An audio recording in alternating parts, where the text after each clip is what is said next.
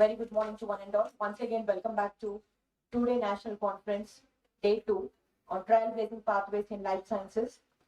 Welcome all the dignitaries and the resource persons, head of the departments of botany, zoology, and statistics, and other departments who are not mentioned. So now the technical session 5 begins. For this technical session 5, the resource person Kiran Kumar Garu is going to talk principal scientist CCMB. For this session, the chairperson is Sri G. Chakravarti Garu, head of the Department of Statistics and AO, academic officer of PVC Dada College of Science. And rapporteur for this session is D. Shravani Madam. So let the session begins. I hand over to the Dr. Chakravarti Garu.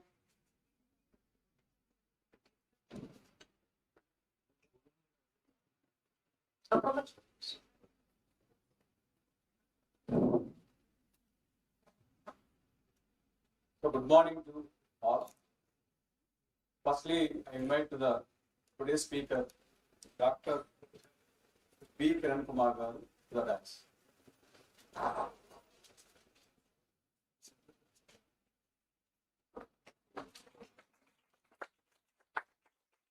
Warmly welcome you to all the first session of this today seminar.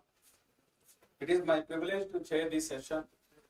Firstly, I thank to the organizing committee for giving this wonderful opportunity. So we have a honor to have with Dr. B. Kiran Kumar Garu, who will deliver the lecture on restoring vision with biomimetic hydrogel, advancing towards clinical transition for corneal disease treatment. So it is my great privilege to read the profile of this Professor B. Kiran Kumar Garu. He is a principal scientist at the Center for Cellular Molecular Biology, well known as CCMB, Hyderabad. He obtained BSc, MSc and PhD in zoology from Andhra University, Visakhapatnam, where his doctoral research focused on the toxicological impact of lead-on aquatic species, while over 2 decades of research and academic experience, including a postdoctoral fellowship and research professorship in Universal University College of Medicine, Seoul, South Africa, South Korea. Dr. Kiran has made pioneering contribution in the field of neurodegenerative disorders, stem cell biology, regenerative medicine, and nanobiotechnology. His work span from developing organized models for brain and lung diseases to 3D bioprinting of corneal tissues and exploring innovative therapeutic strategy against COVID-19. He has successfully led and collaborated on several national, international projects funded by the agencies like CSIR, DBD, ICMR, DST, NIH USA. He has honored numerous high-impact publications, filed several patents, and delivered invited lectures across India and global. Dr. Kiran is a recipient of a Young Scientist Award from the Indian Academy of Biomedical Sciences 2023 and serves on multiple scientific committees, editorials, boards, and institutional ethics panels. Currently, his research focuses on stem cell therapies, corneal regeneration, and drug discovery of neurodegenerative and infectious diseases. So this is the brief profile of this Professor B. Kiran Kumar. Thank you. So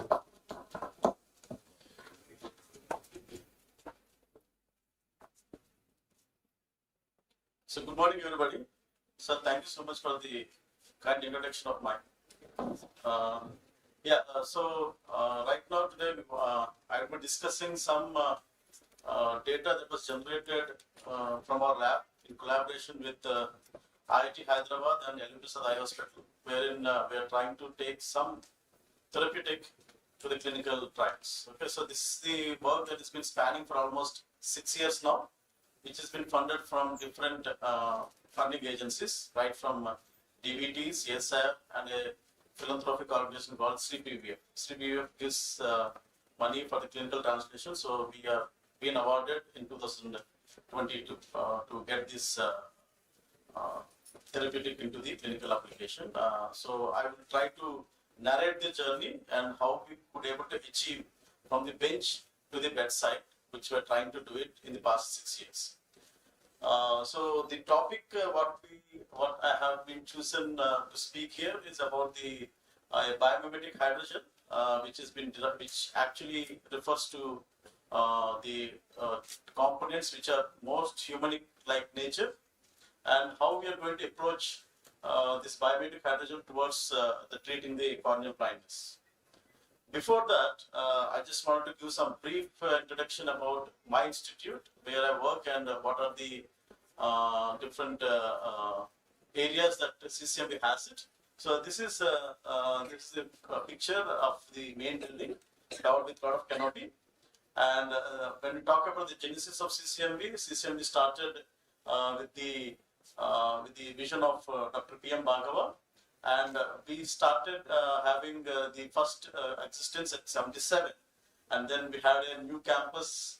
From the ISCT campus, we have moved to a new campus, what we are deciding now, and later on we have got another campus called Lagoons, which is called as Laboratory for Conservation of Endangered Species, which was launched in 1998, and then we again branched out into clinical research facility.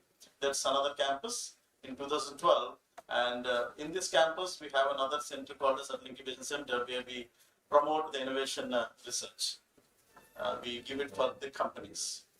And these are the campuses, what I was been trying to say. We have this main campus, which is very old, and then later on we got into this Laboratory for Conservation of Endangered Species laboratory, which is 25 kilometers away from the main campus. And we have another CRF campus, which is almost 2.5 kilometers from the main campus. So this is what the span of CCMB. And then what we do research in 48 molecular model biology, and we train the students, and we collect information which is relevant to the biological research. We do a lot of exploratory work, which includes both the biochemical and biological technology. And we have a very good centralized facilities of all the instruments to cater the needs of interdisciplinary areas of biology. And also we kind of interact with a lot of other institutions to have good collaborative projects. What the areas of research in CCMB? We span with the structural biology. We have this genomics and epigenomics regulatory biology, cell and stem cell biology. We have a crop improvement. We have a developmental biology, microbial biology, wildlife conservation, and innovation and development, which we got it at CRF. And we have contributed a lot in this COVID-19 program, where we have done the live research sample availability. We could able to culture the live virus during the COVID pandemic, and from this live virus, we were able to do a lot of things. We started with diagnostics. We have done a lot of trainings to build the capacity during the COVID time, and then we have done a lot of testing of the new drugs which has been floating at the time of COVID pandemic, and our lab is actually participated in this event. We contributed a lot for this COVID testing, and then we have done this pipeline for the vaccines also in CCMB, and then we have this in vitro development of ICMR kits, which was floating during the time of COVID-19. So our lab is accredited for validating these kits, and we do a lot of genomic surveillance to check the presence of the virus within the clinical samples, sewage, air, and the animal samples. And then we have got an innovation of dry slab method, where without the use of viral transport medium, can be able to take the swabs and go for the culture. So that was been given the patent also. So the kind of presence is all over India. It starts with different projects what we handle and what are the different kind of collaborations what we do with different sets of people at different places of India. And then we do a lot of the, we have this sickle cell anemia machine project, diagnostics project, wildlife forensics, wastewater surveillance, and Pashmina trade. These are the major programs running from CCMB, which has been collaborating with other parts of the institutes in India. And these are the main biological relevance research projects which CCMB doing. The Phenom India project, where we take the health condition of all the patients and check for their relevance during the disease diagnosis with different techniques. There's a breast cancer consortium, genome research, CAR-T for cancer and drug discovery in the concept of NCDs and genetic disorders. And we have also developed this mRNA vaccine development, AMR profiling of TB, and microbiome and an AMR profiling of humans, and we have a good antiviral mission program. And R&D facility, we have advanced trainings, analytical supports, outreach activities, and incubation centers.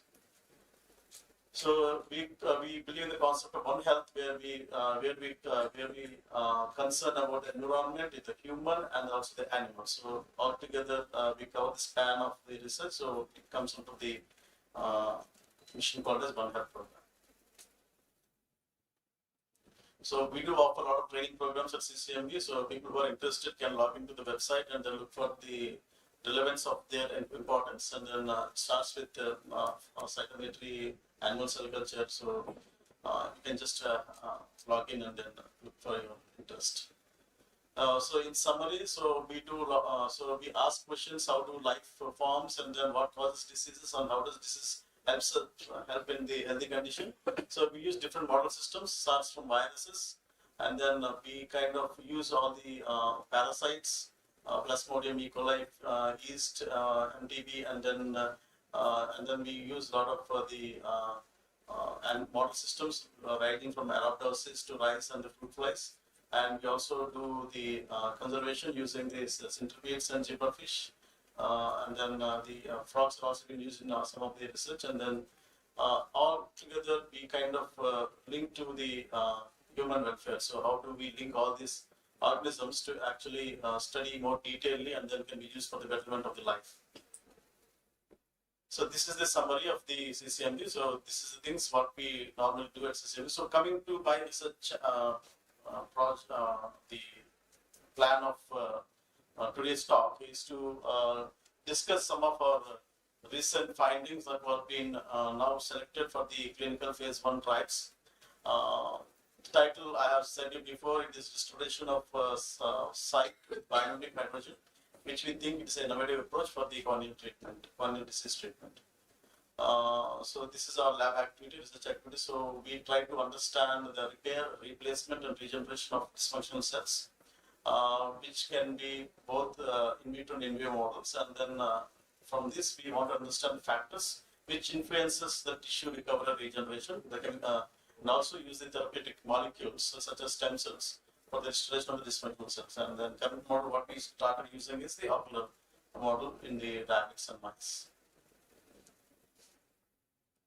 Yeah, coming into the brief introduction of the cornea. So cornea has the anterior segment and the posterior segment. So the anterior, we kind of mostly focused on the anterior segment of the cornea, not at the posterior segment. So when you take the cross section of the cornea, so the cornea contains the epithelium, the Bowman's layer, and the middle is stroma, and then the distal membrane, and then we have this endothelium. So these are the 4 tight different layers that are present in the cornea, so that whatever the light that penetrates from the anterior side gets into the posterior side and then reflects back to give a normal vision. So any changes that happens at any level of the organization leads to the impairment of the light passage to the posterior segment, which ultimately can lead to the blindness. So all these layers are very important, and they're tightly packed, and their orientation is also been taken care so that the light penetrates in specific fashion. Okay, so when you talk about the corneal cells, and then this corneal cells is having a lot of wear and tear every day. So this wear and tear of the epithelial cells has been replaced by a segment called as limbal stem cells. So these limbal stem cells provide all the factors which could be essential for replacing of the corneal epithelial cells whenever there is a damage or repair. Okay, if there is any changes that happens at the limbal stem cell region, or you can say that conjunctival region, so there is the imbalance between the corneal epithelial erosion versus corneal epithelial replacement. That's how the cells on the surface of the cornea will not be formed in such a way, and your endothelium is exposed. If the endothelium is exposed, a lot of microbial contamination happens. That's how you get the infections. It contains the keratocytes and the collagen, which is very important for the functioning of the cornea, and then which contains the proteoglycans, and then we have the endothelium layer. And this limbal stem cells are a very important layer which actually defines the boundary between cornea and conjunctiva, and is essential for the constant regeneration of the corneal cells. Okay, and ocular surface diseases such as infections or injury can lead to the integration or integrity of the cornea, which will lead to the which may lead to the visual impairment and ultimately for the corneal blindness. So let us see the severity of this disease. How does this disease? This 6 million people suffer from the bilateral corneal. There's unilateral and bilateral. Unilateral means one eye is functional, one is not. Whereas bilateral, both eyes are non-functional. Okay. So in India, there are several cases representing the bilateral corneal blindness, and the main cause is opacification, and this makes the major cause and then the common cause. And the ectasis is also the major cause for the corneal blindness, which results from the bilateral cornea. And there's a study from Alibisa Eye Hospital saying that 60% of the eyes for the visual impairment is mostly because of the corneal transplant. So during the transplantation also, because the transplant is not so good and the prognosis is not so favorable, it may also lead to this condition called as blindness.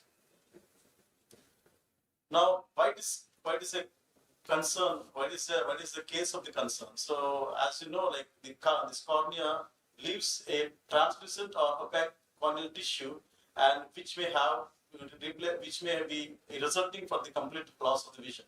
And why it is so? Because during the healing process, there is an irregular tissue remodeling. It's not regular, but irregular tissue remodeling. And the important factor is the transdifferentiation of corneal stromal keratocytes to myofibroblasts. They will not retain the morphology of the keratocytes, but they transform to form myofibroblasts, which are muscle-like cells. Okay, so the function here itself is compromised, that there are no more keratocytes now, but they are myofibroblasts. So this myofibroblasts leads to the matrix, the uncontrolled matrix remodeling, and impeding the corneal tissue healing.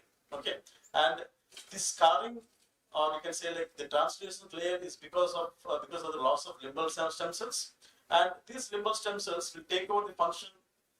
The conjunctiva will take over the function of the limbal stem cells and make into a form of a whitish tissue on the surface of the cornea. That's why you see a lot of patients who have a whitish patch on the surface of the cornea. This is nothing but the limbal stem cells are lost in the and the conjunctiva takes over the function of the corneal epithelium. So it becomes a white patch, and this white patch is called as pannus. So this pannus is nothing but the conjunctiva extension from the boundary of the conjunctival tissue.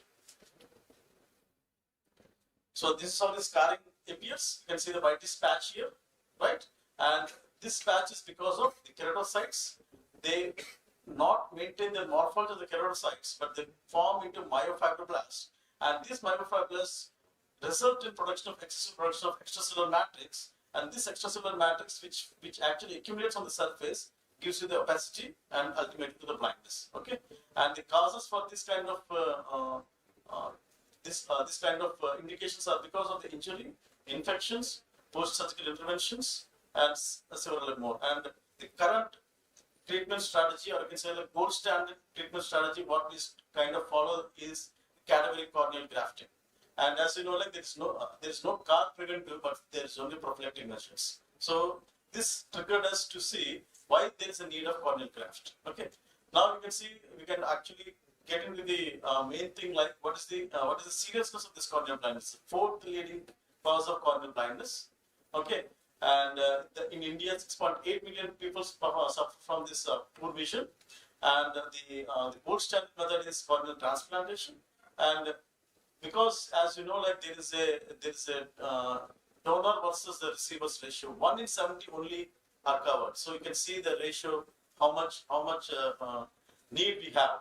And still now there are 12.7 million, but this number is also more now. It's indicating like there are several million people are waiting for this corneal transplantation. And the important factor to note here is 35 to 40% of the corneas which are non-transplant grade are being discarded. So only 60% of the corneas which are being taken as the donors are being utilized for the transplantation. Other 40% are being not utilized. Okay. So taking this into account, we wanted to see whether we were able to do with this discarded corneas to prevent any corneal damage upon injuries. So with this idea, and then we want to see what is there in the market. So what kind of treatment strategies that people follow to actually come down this or tackle down this corneal blindness. So as you know, as I said before, it's a corneal transplantation. We have the limitations are healthy shortage of the corneas, the corneal tissue engineering, but still the people doesn't have the proper indications of how does they respond, how the inflammatory responses during these injuries and other stuff. And there are other synthetic and natural biomaterials, which includes collagen, fibrin, polysaccharides. But still, they fail to achieve the purpose of what we have because of the inferior mechanical properties and a lot of tissue regeneration and integration. And there's other company came with ocular sealants, which trade named as Issue, but they also fail because of the poor adhesion and uncontrolled polymerization. And they have something called as gelatin macrolide-based analysis, but there's no data available for this transfer. So indicating like, even though there are several things that are there in the market, but this kind of approaches were not so favorable for the treatment strategies. So what we wanted to do is we wanted to make some alternative approach for corneal transplantation. We want to make some biometric hydrogel, and we wanted to measure them in, we have to manufacture them in CGMP and then go for preclinical trials and then phase 1 clinical trials. Okay. So this is the discarded corneas, how it should like. Okay, which have been medically fit, or you can say like certified, but they're transplantably not fit for it. Okay. And then we wanted to make this, we want to take out the cells from it. That's what we consider as decellularization. So we take out the cells from the cornea and then we take the extracellular matrix of the cornea and then use it for any treatment strategies, and then it should be injectable. That's what we kind of see here. It can be injectable, and how can we achieve all these things? So this is how we make the corneal, we now name them not like corneal matrix, but we have made them as Cormax. So Cormax is nothing but the corneal extracellular matrix. It's without the cells now. Okay. Now you have this cornea, and this cornea is cut into small pieces, and then we have this patent filed methodology using 1.5 molar sodium chloride, which is treated for 24 hours, where an exosmosis takes place, and then the cells will be removed. And this whitish part, which represents the ECM, was been digested with the pepsine enzyme, and then later on it is pH adjusted to make into hydrogel-like form.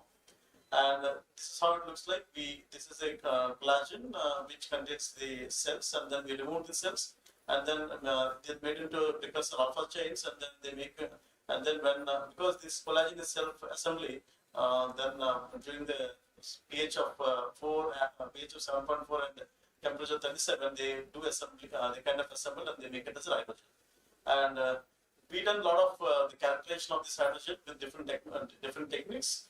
And then we have measured the porosity. Porosity is more than 80%. And then we have the effective temperature because it started from 36 to 38 degrees to match the physiological temperature. We measured the effect of pH, and we measured the effect of sodium chloride. So most of the parameters will have been totally in par with whatever the physiological conditions were that humans have it. So indicating that they are very biomimetically similar. And when we talk about the non-cellular component, you can see the HNE staining indicating like this. This is non-cellularized. This is decellularized. You see no cells here, indicating like the cells are totally gone out from the tissue. And when you talk about the DNA content, the DNA content is very, very less, and the sulfated glycosaminoglycans, which are essential for retaining all these same components, are very well preserved in the HDCM, or you can say like the Cormax. And then the collagen content is also higher in this Cormax. So after the characterization, we want to see what is the biocompatibility of this hydrogel that has, because it has any toxicity effect to the cells or not. So we use the human keratocytes as one of our methodology to check the biocompatibility. We found that the live dead assay, which indicates like the red cells indicates the dead cells, and then the green cells indicate the live cells. You can see a lot of green cells indicating like these cells are happily growing onto the in the Cormax, indicating that they are biocompatible. Even Ki67 positive, which represent the proliferating cells, the proliferating cells are also a little higher compared with the in the Cormax, indicating their site compatibility. And then we want to see whether it elicits any corneal healing or not. I mean, like the wound healing or not. So we did the scratch assay to see whether the cells kind of migrate within the scratch area. We could able to see the cells happily migrates to the scratch area when the gel is placed in the gap of two layers. You can see there's a confocal microscopy imaging showing that the cells are kind of coming inside to outside at 200 to 250 micrometers in length, in the depth region, indicating it gets inserted inside the gel. The important thing we want to see whether these keratocytes will prevent the transdifferentiation of myofibroblasts, because maintaining the keratocyte morphology is very, very important factor for any tissue healing. So we want to see whether this particular hydrogel can retain the morphology of the keratocytes or not. So happily you can see with DCM, the cells looks more fibroblastic, which represent the myofibroblast, which represents the non-myofibroblastic, where when without DCM, we can see the stuntinous nature of the cells, indicating like this particular hydrogel could able to prevent the transdifferentiation of keratocytes to myofibroblasts. Okay, and we could able to see the collagen type 1 alpha small keratin sulfate, which is also being kind of elevated during the ECM, indicating the robustness in maintaining the morphological feature of fibroblastic nature intact. So after the in vitro experiments, we want to see how the gels would able to behave in a corneal wound model. So this is about the efficacy studies of Cormax in corneal injury model. Yeah. So this is the surgical procedure what we do. This is the rabbit corneal outer surface. Okay. And then what we do is we using the fan blade, we kind of cut 200 micrometers in depth and 3000 micrometers in dimension, so that the flap is being removed, and then we inject this corneal hydrogel inside the groove and see what happens. Okay, so the kind of experiment has been followed until day 90. That is 3 months follow-up data that's we are showing here. So this is scar control where you don't intervene with any gel, and there is a BDCM and HDCM. The B is nothing but the bovine derived corneal hydrogel, and other H is nothing but human derived corneal hydrogel. So we kind of validated the data using the bovine corneas and also the human corneas. Okay, so we could able to see, and you can see this is the fluorescent staining that you are seeing here. The fluorescent staining stains at this place where there is no epithelium. So you can see the fluorescent stain is very deeply, intensely marked in scar control where there is no DCM, where there is no DCM application is there. When you can see at the hydrogel applied corneas, you can see there's not much the fluorescent that is stained inside, indicating like it has actually helped the epithelialization very fast, indicating like this particular hydrogel prevented the myofibroblast differentiation. At the same time, it has enhanced the formation of epithelium. The same thing happened when you see here the translucent nature of the corneal surface is kind of diminished with the hydrogel treatment compared with the collagen and also non-treated groups, indicating that this particular hydrogel could able to continuously check that it can regain the transparency with no visible scar. We have done this the thinning because we already defected the cornea with 200 micrometers in depth. We want to see whether the thinning is regained or not, because we already taken the chip of 200 micrometers of cornea. So you want to see whether this corneal cormax could able to prevent the thinning of the cornea. This is the optical coherence tomography to actually measure the thinning of the cornea, at the same time the dimensions of the cornea. So when you see here the hyperreflectivity that is shown with the OCT is gradually diminished with the hydrogel treatment. The hydrogel treatment compared with the collagen versus the scar control, indicating like the thickening is also kind of regained using this hydrogel, and the pachymetry also shows that the curvature of the cornea is kind of properly regained. If you say this is the normal cornea, you can see this color matches to HDCM and BDCM, right? Indicating like this has regained the curvature also pretty well.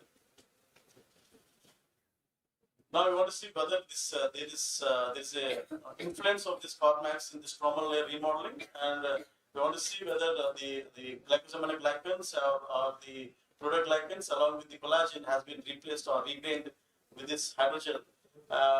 You can happily see this the past staining, elation, and then serous staining show that they are almost matching with the control compared with non-treated group, and the ABCG2, that is the stem cell marker, has also been retained, and the alpha-SNA expression is also kind of came down with the HDCM group, indicating they retained the keratinocyte morphology, and the MAP2 expression, that is neuronal regeneration, kind of happened during this, and the keratin sulfate expression is also higher, indicating the higher production of the collagen within the corneal max.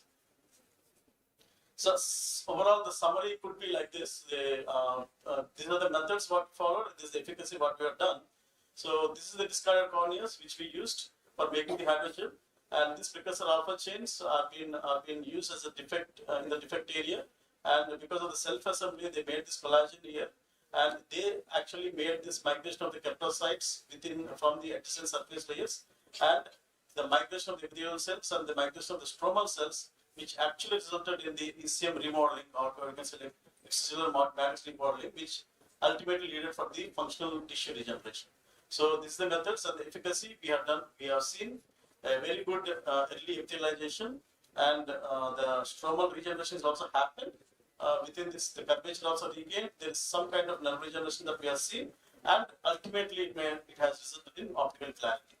So this has been published in 2 papers. One is Acta Biomateria and Biomaterials, and these are the main features of the hydrogel what we are talking here.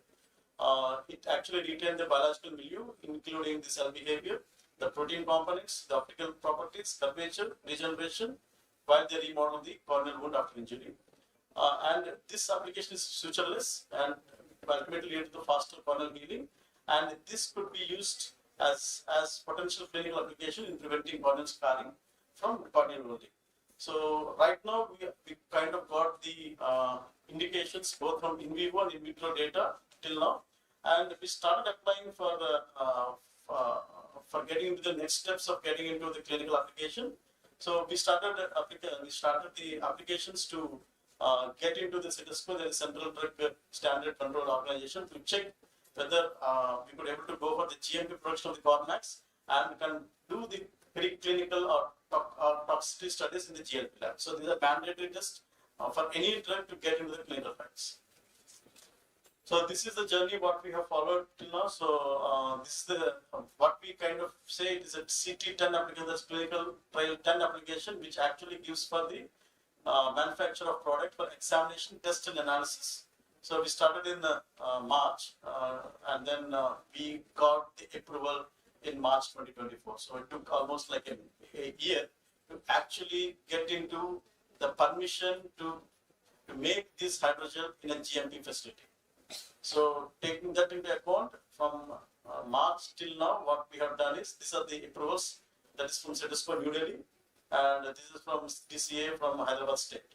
So with these two permissions, we started this manufacturing of the Cormax in 3 different batches as per the CIDESCO norms. And as per the norms also, we have to get all these tests done: the appearance, the volume, the pH, the protein, the stability, and the bacterial toxin. And this is the specification that was been mandated from the CIDESCO to comply. Okay. So we have done 3 different batches in the GLP setup, and we gave names of 2401, 2402, and 2403. And we started the stability to see how much the protein that is present in the ECM is stable and how long it is stable. Okay, so we've done different heat and thaw experiments, and we concluded that the extracellular Cormax is stable for 15 days when stored at 2 to 8 degrees, and the shelf life of the Cormax should be considered 15 days from the date of manufacturing. So this is the data that we have generated from the GMP lab. And the sterility test, we used the STM and the FTM based analysis to see the aerobic, anaerobic, and the yeast manufacture. So we can see, like, when it is inoculated, when the Cormax is inoculated in these FTM and STM bottles, there is no turbidity that is seen until day 14, indicating like there doesn't contain any kind of microbes inside. They are particularly sterile. That's what we think. And we have to do the tox studies using the NDCT rules. So they have a specific test to be conducted as per their rules. That is a bacterial mutagenicity test with a guideline, in vitro cytotoxicity test, single dose ocular toxicity, because it is ocular application. So we need to see whether this is kind of giving any toxicity onto the surface of the cornea. Even though we do it in non-GLP lab, but they don't consider the non-GLP based data. So we have to again raise the data in GLP laboratories, which is AAA LSC accredited. A single dose ocular toxicity and the single dose subcutaneous toxicity following these guidelines. Yeah, so we have outsourced this work to a GLP laboratory thing, and then this is the study objectives. The assess toxicity when administered once in rabbits, and the study design is single dose toxicity, and we have used 16 rabbits of both sexes equally, and then they are divided into 4 groups: controls, lane, and Cormax subcutaneously with different doses of this Cormax. And then the key mortality from the data what we got here is there's no mortality or ocular abnormalities observed. No significant effect on clinical trials or intraocular pressure or body weight. And there is slight differences in hematology and biochemistry, but they were not historically controlled range, within the historical control range. And there's no histopathological alterations in the major organs. So it is concluded that the MAX is safe administered once subcutaneous or ocular dose until the highest dose what we have given the test condition. So these are the different rabbits that were being used, and then this is how we kind of given the dosage.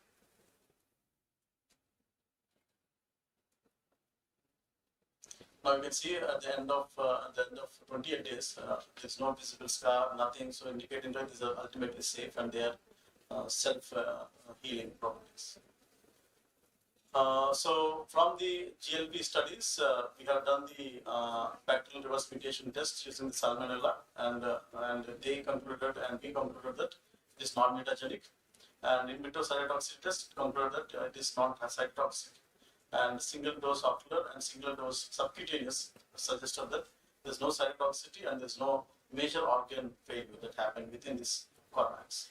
So with this data, we have given the application for CT4. CT4 is nothing but the clinical trial phase 0/1, which actually employs 15 patients, and this will be conducted in Al Eye Hospital. And we have submitted the application March 2025, and then we have received the comments last month for some clarifications, and we have submitted again to the CIDESCO, and we are waiting for conducting this clinical test after we get the permissions from CIDESCO. So what we have done till now, we have, as you know, like we have given the problem statement saying that the application is a major cause of blindness and visual impairment, which actually resulting in a lot of vision loss in millions of people worldwide. And this is a therapeutic option or alternative what we are proposing here, and which can replace the current standard of care for the corneal blindness. And this particular biomedical hydrogel is unique, and then which can be used either to treat wounds, and these wounds are the major indications for the corneal blindness in developing countries like India. So apart from this, we kind of develop the human relevant ocular models with the assistance of the clinicians from LPSA to see how the model actually represents the human-like conditions. So we kind of done different model systems. One is about limbal stem cell deficiency. So we do this alkali burn on the corneal surface and see how these limbal stem cells are affected, how it has been, how it is kind of make the panels on the surface of the cornea, and we are understanding what is the components of the panels and how we can able to tackle the panels formation during this limbal stem cell deficiency. You can see this is the condition in humans, and we can exactly replicate the condition in rats. Okay. At the same time, there's another major corneal indication is dry eye disease, which is mostly because of the increased screen time, because your evaporation rate is much higher than your secretion rate. That indicates the condition where your meibomian glands are kind of dysfunctional because of the dryness. So this is how the human-like condition looks like, and we could able to actually mimic this kind of conditions in the rabbits. So to understand the biology or to understand the prognosis or to tackle any kind of therapeutic interventions using these models. So this human relevant models not only aids in unveiling cellular and organ mechanisms of disease, but also for the development of and testing for the novel therapeutics. So this is one part of the lab research what we do, and then this is the work that has been given a lot of support from different funding agencies. Right now we are into the stage where we are launching it to the phase 1 clinical trials. Yeah, thank you so much. And this is my lab, and then we have collaborators from Ravi Prasad and IIT Hyderabad for all these biotechnological like porosity measurement and biophysical characterization.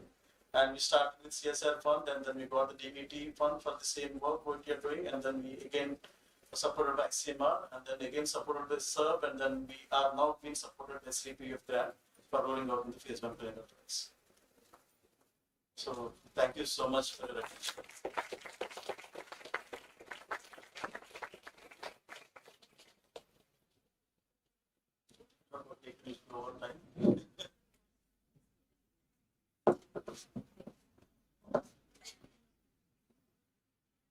Thank you, sir. I am a layman.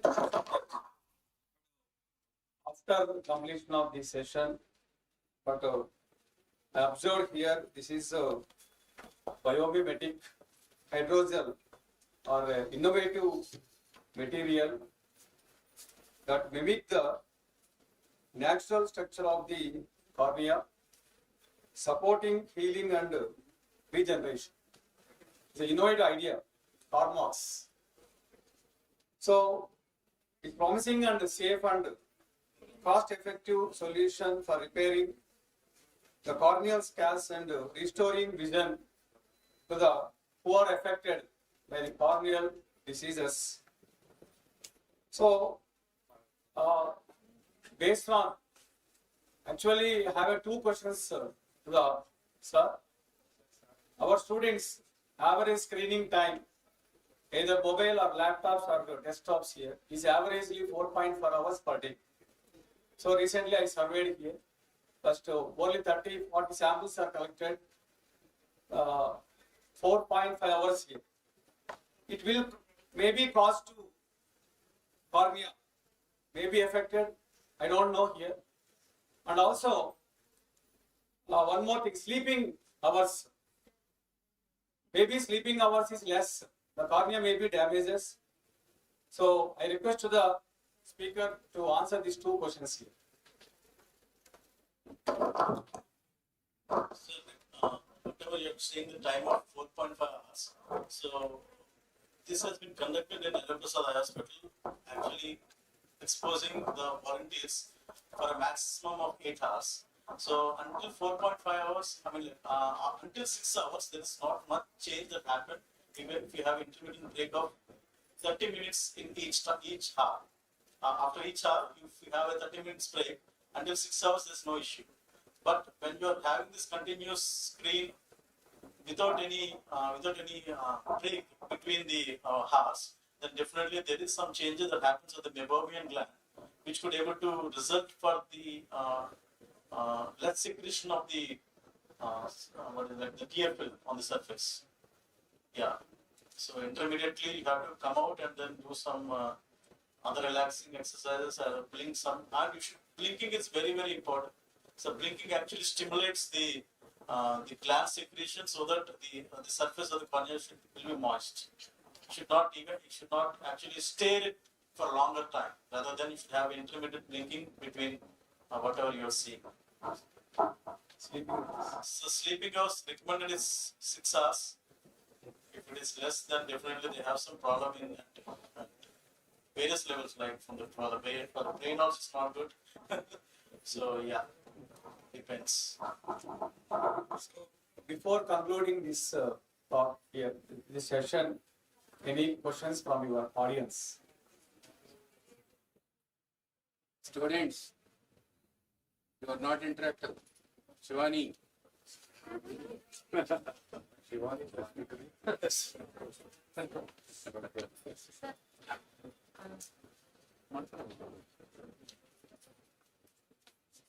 Sir మీరు 6 hours అని చెప్పారు మా వాళ్ళు దానికి మా కాలేజీలో చెప్పారంటారు మధ్యలో అర్థం కానీ చెప్పలేదు వదిలేస్తారు వాళ్ళు. Sir, the problem is not that. The problem is oversleep.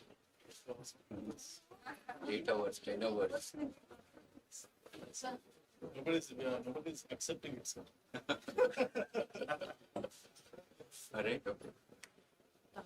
You are proposing a method, sir. Is there a chance for a graft injection? This is not graft here. It is something like it's a matrix, and it's not a graft. It's a filler. So it does not cause It doesn't any have harm? cells at all.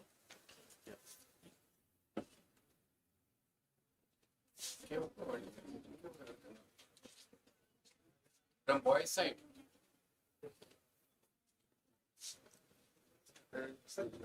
Is there any chance to limbal cell deficiency? For what?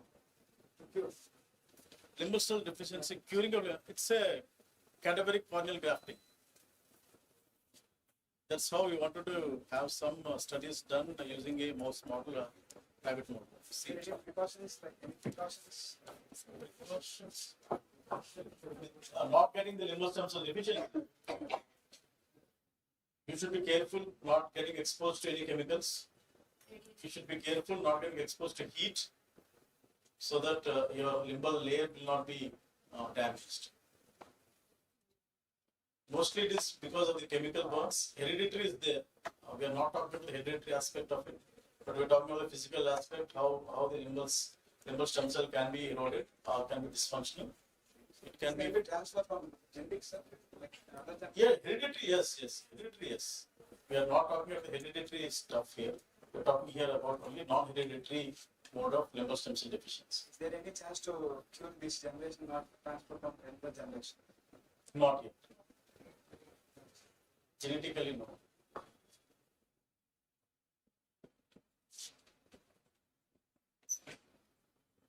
My student point of view, I'm asking one question, sir.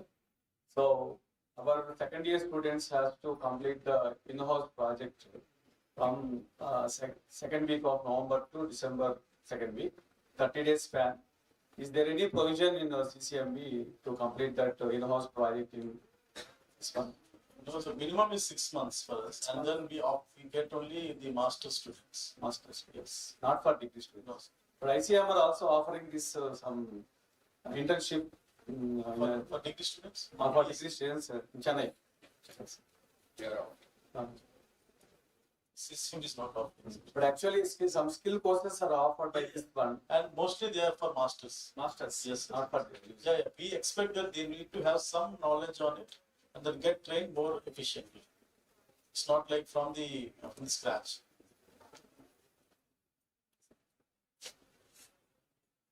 On the behalf of everyone present, I sincerely thank to the Dr. B. Kiran Kumar for the enlightening and thought-provoking session. With this, we conclude the first session of this today.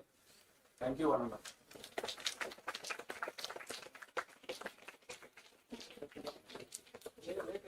Thank you very much, sir. Being as a chairperson for this session, Sri G. Chakravarti Garu, and we have a small felicitation to Dr. B. Kiran Kumar Garu. I request Evo sir, director, and other staff members to participate in the felicitation.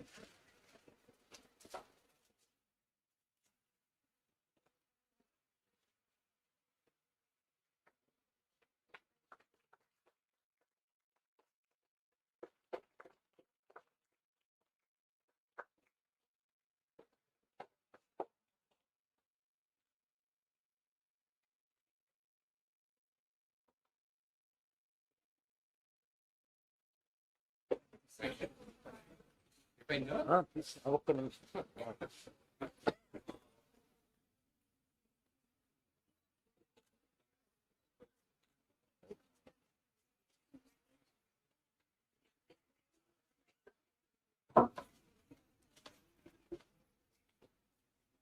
Yeah, I would like to inform on one thing, and he is from Andhra University in the Department of Zoology, but now the research is in medicine. So let us see how many of the zoology or botany students will come into this fold. Don't think and only the biotechnology students will come into this fold, and even others also, and even from general biology also, they can. So ultimately, and it is only and your mindset. Right? Thank you.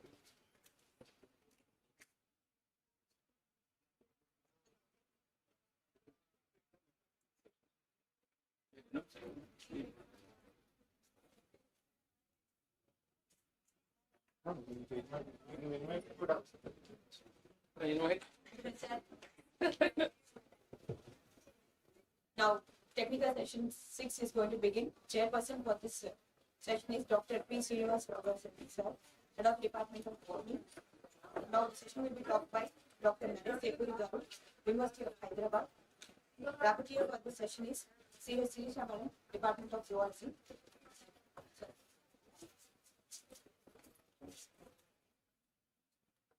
Good morning to one and all. First, I invite Dr. Naresh Babu Garu. Please, sir.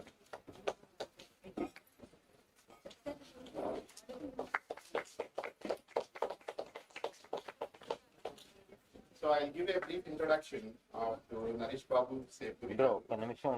Right now, he is a professor in University of Hyderabad, and he had a lot of professional experience. And he's right now he's from postdoctoral fellow University of Pennsylvania from 1996 to 1998, and postdoctoral fellow in John Hopkins University, Baltimore, USA from 1999 to 2001. And Sarah also is postdoctoral assistant at Thomas Jefferson University, Philadelphia, and he's research associate University of Pennsylvania, Philadelphia, and he is associate professor University of Hyderabad from 2007 to 2015, and also is professor University of Hyderabad from 2015 onwards. And I am for this one, and just a citation of the study is really it's a remarkable one, 2056 citation. Really, I'm good. So that and give a good clap to that such type of academic graph. And I'll just give a brief regarding to this research interest, SAS research interest. So, Naresh Sepuri's lab uses mammalian and yeast model systems to understand mitochondrial retrograde signaling, redox homeostasis, and interorganal communication in health and diseases. Using yeast models to study redox biology, his lab demonstrated an evolutionary conserved nucleotide exchange factor act as an oxidative sensor to regulate the mitochondrial HSP70, and that is reversibly regulated by methionine sulfide reductase. His group has shown the importance of methionine sulfide reductase in regulating CVT autophagy pathway and also involved in regulating transcription to modulate the general autophagy. So then there is a lot of one because paucity of the time I just skipped some of these things and so I will give a detailed explanation in all these things in mitochondria. So we are so happy and immense pleasure and to invite you. Sir, you please hand over and take this shade.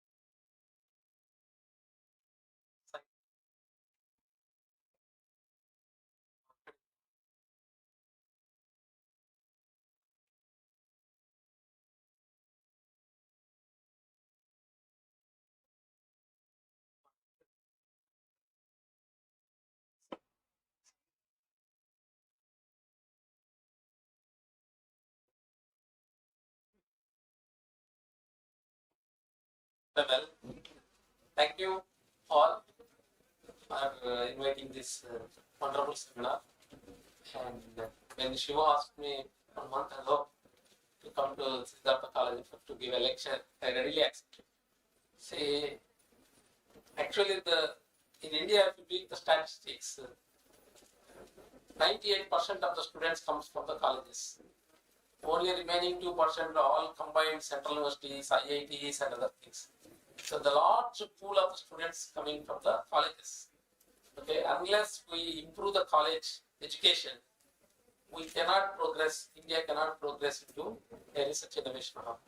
So at least all of you, maybe 10% get inspired to get into science.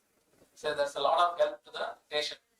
So readily, whenever people invite me from colleges, I readily agree to give some speech and some talk what we are doing. So I hope you will learn something out of my research work. So I also came from a small village from Kurnool district, and throughout my education I did residential colleges, and then I motivated by a scholar who gave me a talk in my college to do research in my career. So eventually I end up doing research at the University of Hyderabad. So I focused on one of the important organelle in the cell, that is mitochondria. So you must have studied mitochondria, and I will go deep into the mitochondria, how mitochondria is important for our daily needs. So let me give a brief introduction again. So when you talk about mitochondria, and people always think that as textbooks you might have seen mitochondria as powerhouse of the cell. Okay, so powerhouse of the cell means the 80% of the cellular energy is coming from the mitochondria. So for our daily needs. Okay, so most of this energy is being used to maintain our nerve impulses and our heart function, our brain, walking, sleep. Even in the sleep, your mitochondria has to function because we generate 80 to 90% of the ATP, the power from the mitochondria. So, of course, if the power goes off, okay, all other things can go bad. So, it's important to understand the mitochondrial biology to maintain how to maintain the mitochondrial health for a long time. Okay, that is the idea.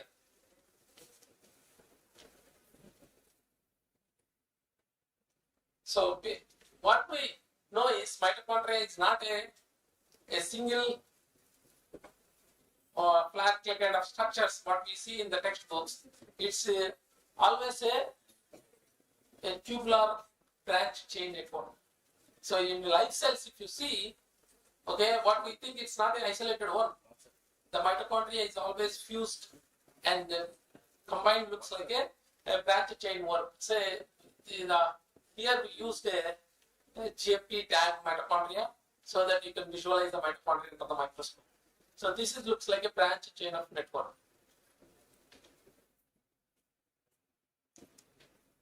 And if you look at the figure, and this mitochondria, and this always fusion and fission are going on for every 8 seconds. So mitochondria continuously undergo fission and fusion. Why it is essential? Fusion, whenever we need energy demand, of course, one person cannot do the work. So we have to combine. So if you want to pull something, 2 mitochondria joins together and the energy output is much, much higher, and then you can do the work. Then since mitochondria is continuously working, there is a wear and tear. Okay? So you have to remove the bad mitochondria from the existing mitochondria. That process is mediated by the mitochondrial fission, and eventually that mitochondria getting degraded, the pathway known as autophagy and the recycling of the organelles, and then again mitochondria getting regenerated. So it's a continuous process. Mitochondria undergoes fusion and fission for every 8 seconds and regenerate the existing mitochondria. So see this mitochondria, this is getting fused and getting. So what? Another aspect of the mitochondria is mitochondria originated from the bacteria. Whatever modern day mitochondria we see in the humans, it is from the bacteria. So the genome is also circular as like in the mitochondria. But nuclear DNA, what you see is tightly packed with the histones and other things. In the mitochondrial genome, there are no histones. So it's a kind of a naked. So there's no protection. But Mother Nature, what is done is, we have several copies of mitochondrial DNA. So even one copy is damaged, we have other copies of mitochondrial DNA to complement the phenotype. So that's why we all have all of them have a mitochondrial mutations because of the environment, radiations, adulteration of the food, chemicals. But why we are not getting any disease? Because we have several copies of the mitochondrial DNA, 100 copies of mitochondrial DNA in a single mitochondria. So because of that, these mutations cannot be appear phenotype, but if it happens in the germ cells, okay, in the sperm or ovum, and then during since mitochondria is randomly distributed, and if the progeny happens to contain the mitochondrial DNA mutations, then the phenotype start appearing. And once they start appearing, there's no cure for mitochondrial diseases. 90% of the kids who get the mitochondrial diseases generated through the mitochondrial DNA mutation, they die at the childhood, indicating that the importance of the mitochondria. So why I am giving this brief introduction is to get into my field of interest. So yesterday the physics professor was talking about the energy. It's a mitochondria works like a battery. Okay. So even in the mitochondria, electron transfer spontaneously from low affinity to high affinity. That's what happened in the electrochemical cell in the battery. So if the 2 electrochemical cells, they're in the potential path, if you keep a energy transducer, here we kept a motor. That motor can do the physiological work. So electrons spontaneously flow from negative to positive potential. That's it. Simple like a battery works. Even in we are doing the same thing. We take the food. Food is a reducing component, and oxygen is the terminal electron acceptor. So electrons flow spontaneously in the mitochondria from negative to positive potential. And while they're going, they release the ATP. That ATP can be used to, I'm speaking to the physical work, exactly battery works.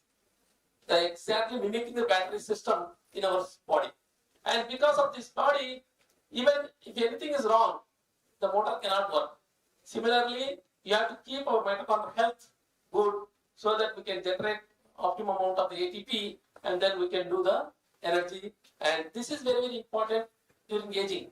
That's why 90% of our age-associated disorders, Alzheimer's, Parkinson, everything associated with the mitochondrial dysfunction. Because age associated with the decline in the mitochondrial function, leading to these neurological disorders, even including dementia. So people are trying to improve the mitochondrial activity so that we can decline the dementia and other mitochondrial related functions. So just simplify the model, and what you can see is that this is the electron transport chain, and what happened is you can see the energy transfers, NADH or whatever, they go through the complexes. These electrons go through from one complex to another complex, and during this complex, the protons are being pumped into the intermembrane space. When the protons are coming back, they convert this energy into ATP. So what is happening is in the mitochondria is, and during this process, there is a leakage. If the leakage of electrons are there, then the superoxides are being generated, and then hydrogen peroxide. Why I am trying to say is, in the system, what happened is a spontaneous reaction can drive the non-spontaneous reaction. So bioenergetics, if you think about it, ATP synthesis is not a spontaneous reaction. You need a lot of energy. That energy is coming from the, just now I show electrons transfer from one complex to another complex. So food, from the food, you get NADH, and that NADH goes to the complexes, and this is directly proportional to the energy, delta G. That energy is coupled to the pumping of protons across the membrane, and these protons, when they go through the ATP synthase complex, we generate the energy. Okay? Yes. The two things in the biology, in the bioenergetics field, where I teach, a spontaneous reaction can drive the non-spontaneous reaction, and free energy changes, the coupled reactions are additive. And if the two reactions are happening in the same compartment, whatever the energy, you cannot consider one system as a free energy change. You have to combine both free energy change of the two reactions, and ultimately that leading to the drive the reaction. So most of our system, a lot of them are not spontaneous. Okay, we maintain our potentials across the membrane. It is not a spontaneous. This is generated through the mitochondrial ATP and other things. So this is the brief introduction, and next go back to some deep into mitochondrial biology. So mitochondria, people think that it's an isolated system. Now it's clear mitochondria is not an isolated system. It's in contact with all other cellular organelles. It's contact with the vacuole, nucleus, endosomes, plasma membrane, and everything is in contact. And this contact is not static. They are in dynamic interaction. Okay? So whenever lipid synthesis happens in the endoplasmic reticulum, whenever the lipid has to go to mitochondria, they come in close contact.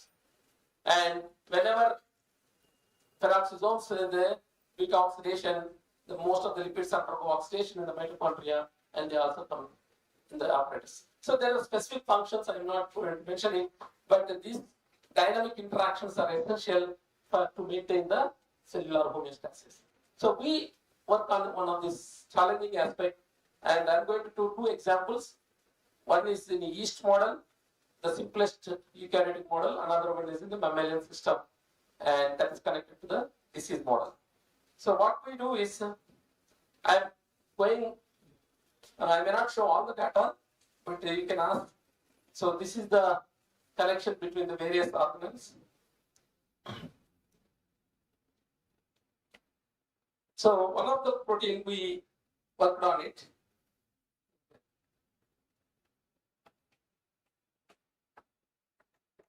Yeah, in the yeast system, you may not have heard of this organelle. Okay, there are isosomes. Isosomes are present just beneath the cell membrane, and this organelle is, people think that it is required for the endocytosis and lipid homeostasis. And several studies have shown that some of the isosome proteins are maybe also present in the mitochondria.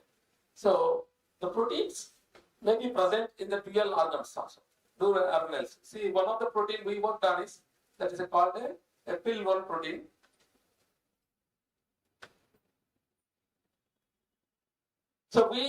So I told you just now, mentioned it, you can label the mitochondria by using different colors. So this is the mitochondria M cherry, and you can detect your protein of interest, whether it is in mitochondria, ER, or nucleus, or plasma membrane. Then you also tag your protein with some kind of fluorescence label. Then you can look at the microscope. If the red and blue merging, you can see yellow color. Okay. If you see yellow color, that indicates that probably your protein is also localized in the mitochondria. So it's already known this protein is a lysosomal protein. It's there in the near the plasma membrane. But what we see is this paper protein is also localized in the mitochondria.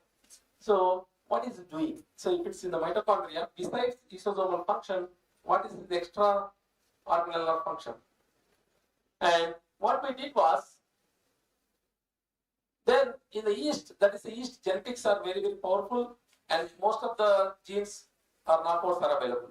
So you can delete a gene and then see what happened to the mitochondria. Look at this mitochondria, it's hyperfused. Okay? And when we overexpress this protein, and the mitochondria gets fragmented. So indicating that this protein plays an important role in the mitochondrial fusion and fission. Just now I talked about it. Mitochondrial fusion and fissions are important to maintain the energy homeostasis of the cell. So this protein is maintaining the mitochondrial fusion and fission machinery by overexpressing, and by deletion we showed this result. And I'm not going to this data. So just put it. So already people have studied this fusion and fission proteins extensively in the mitochondria. So whenever people talk about this, there's a protein called fuzzy onion, and this is first discovered in the Drosophila, and then there's another protein DNM1, and it's also, these proteins are evolutionally conserved from yeast to humans. So whenever you take out this fission protein, you see a lot of fusion. Whenever you take out the fusion protein, you see a lot of fission. Okay? So, and eventually people identify there are several other adapter proteins. Okay? First you discover one, and after that, what are the associated proteins, what are the helpers? And there are a lot of helper proteins to do this. So we find that our protein, PIL1, is also interacting with this protein by assay called yeast-2 hybrid system. And if you want to see protein-protein interaction, whether they are happening or not, is a powerful system where yeast-2 hybrids, because this is connected to the expression of the some reporter gene. If your two proteins are interacting, the reporter is getting expressed. If they don't interact, reporter is not expressed, and you don't see any growth. It's a very simple assay, very powerful technique to determine the interaction of the two proteins genetically. So we use two hybrid system and find out that our proteins indeed interact with these proteins. Let me show the figure. So I show here this protein, our protein is interacting with all the proteins that are involved in the fission. It doesn't interact with the fusion proteins. And these are the negative controls. So any experiment you do, you should have negative controls as well as positive controls to determine whether your protein is interacting or not. But it's interacting, and people already showed, and we showed, but it doesn't affect the targeting of this protein to the mitochondria. And these are the several fluorescence experiments we show. I don't want to, with the lack of time, I don't want to go through it. And what I'm trying to show is this protein is also involved in the mitophagy. As I mentioned it, when the mitochondria has to be recycled, it has to be undergo fission. Okay, fission is one of the characters we show by using a simple assay. Whenever mitophagy is defective, you don't see this protein. Forget about the assay. And whenever the defective of processing of this protein indicating the defect in the mitophagy, what we show is this protein is indeed involved in the mitophagy. Just skipping all those things. And eventually what we show is lack of this protein leading to the production and fission. And because of this, there are more reactive oxygen species leading to the protein aggregation and then leading to the cell death. So there is a what we call moonlighting function of these proteins in the mitochondria. That is one story, and I'm going to, and we recently published that one. I don't want to go into detail. And another one is that is connected to the disease models, and we are interested to see the mitochondria and lipid droplet connection. So you must have heard about the lipid droplets. So lipid droplets is a lipid present in the core. So I just want to show that lipid droplet. So this is the lipid droplet. Lipid droplet is the mostly the rice and glycerols, fats, and some cholesterol, and then the phospholipid monolayer will be there, and this also a lot of proteins will be there, and these are connected to the different organelles. So whatever we extra food, whatever we digest, extra food, whatever we have taken, that is converted into lipids. Okay, and these lipids start accumulating in the liver. Normally they are in the adipose tissue, but whenever you undergo starvation, you don't eat, the adipose tissue lipids hydrolyzed and then they transfer to the liver, and there you can use the lipids as a source of the energy. So mitochondria can take glucose to pyruvate, and then pyruvate can be used as source of energy, but lipids also can be used as source of energy. Heart muscle, major source of the energy is from the lipids. Okay, because lipids per gram, you release large amount of the energy compared to the pyruvate and value. Because the number of ATPs produced by lipid oxidation is much more, because more acetyl CoA is being formed. So why this is very, very important? So if you take the lipids, these lipid droplets, they are actually originated from the ER, and they maintain the cellular homeostasis and dynamics by interacting with the several cellular organelles. And lipid droplet enhancement and shrinkage is depending on their interaction with the several cellular organelles. Why I am saying this physiologically very, very important is because it is associated with the major liver disorders. So you must have studied the disease, metabolic syndromes like non-alcoholic fatty liver disease and alcohol-induced liver disease, where you start accumulating lot of, by eating the obesogenic diet or lipid enhanced diet, and lipid synthesis can happen in the liver, and healthy liver should be like this, and in the once you see the liver that is accumulated with the condition is like this, is called the non-alcoholic fatty liver disease, and it is eventually developed into liver cancer. So the disease under these conditions is reversible. That means you go back to your normal diet, and you can prevent the disease progression. And this is causing the all other complications like insulin resistance, oxidative stress, inflammation, liver damage, and leading to the lipotoxicity. Okay, so in India, my colleague Mahadev published people has this condition called non-alcoholic fatty liver disease because of the lifestyle, because they don't do any exercise and sedentary lifestyle, leading to the accumulation of more and more lipids. So this is very, very dangerous if you don't do physical exercise and you don't be active and you start developing this kind of disease. So why I am interested in this topic is mitochondria also comes up play a major role, because as I mentioned just now, mitochondria generates lots of ATP. So if you don't need excess ATP, what happened to the excess ATP? If you eat a lot of food, you generate a lot of ATP. That excess ATP is being used to synthesize the fats. Okay? But another one is mitochondria, the ATP that is generated is being used for lipogenesis, and mitochondria is also source for fatty acid oxidation. That means mitochondria does the fats oxidation. It's one way it's benefiting, but fat oxidation also generates ATP.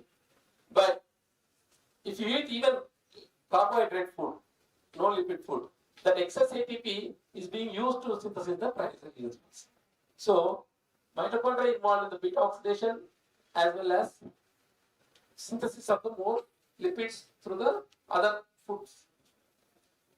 The question is, how does mitochondria perform these two functions?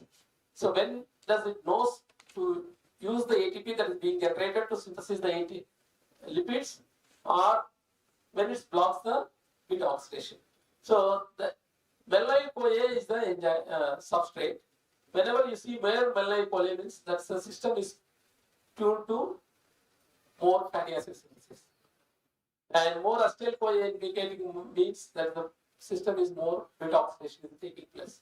So there are the enzymes that are involved, and what people found that melancholy, whenever it is there, it inhibits the transfer of lipids into the mitochondria.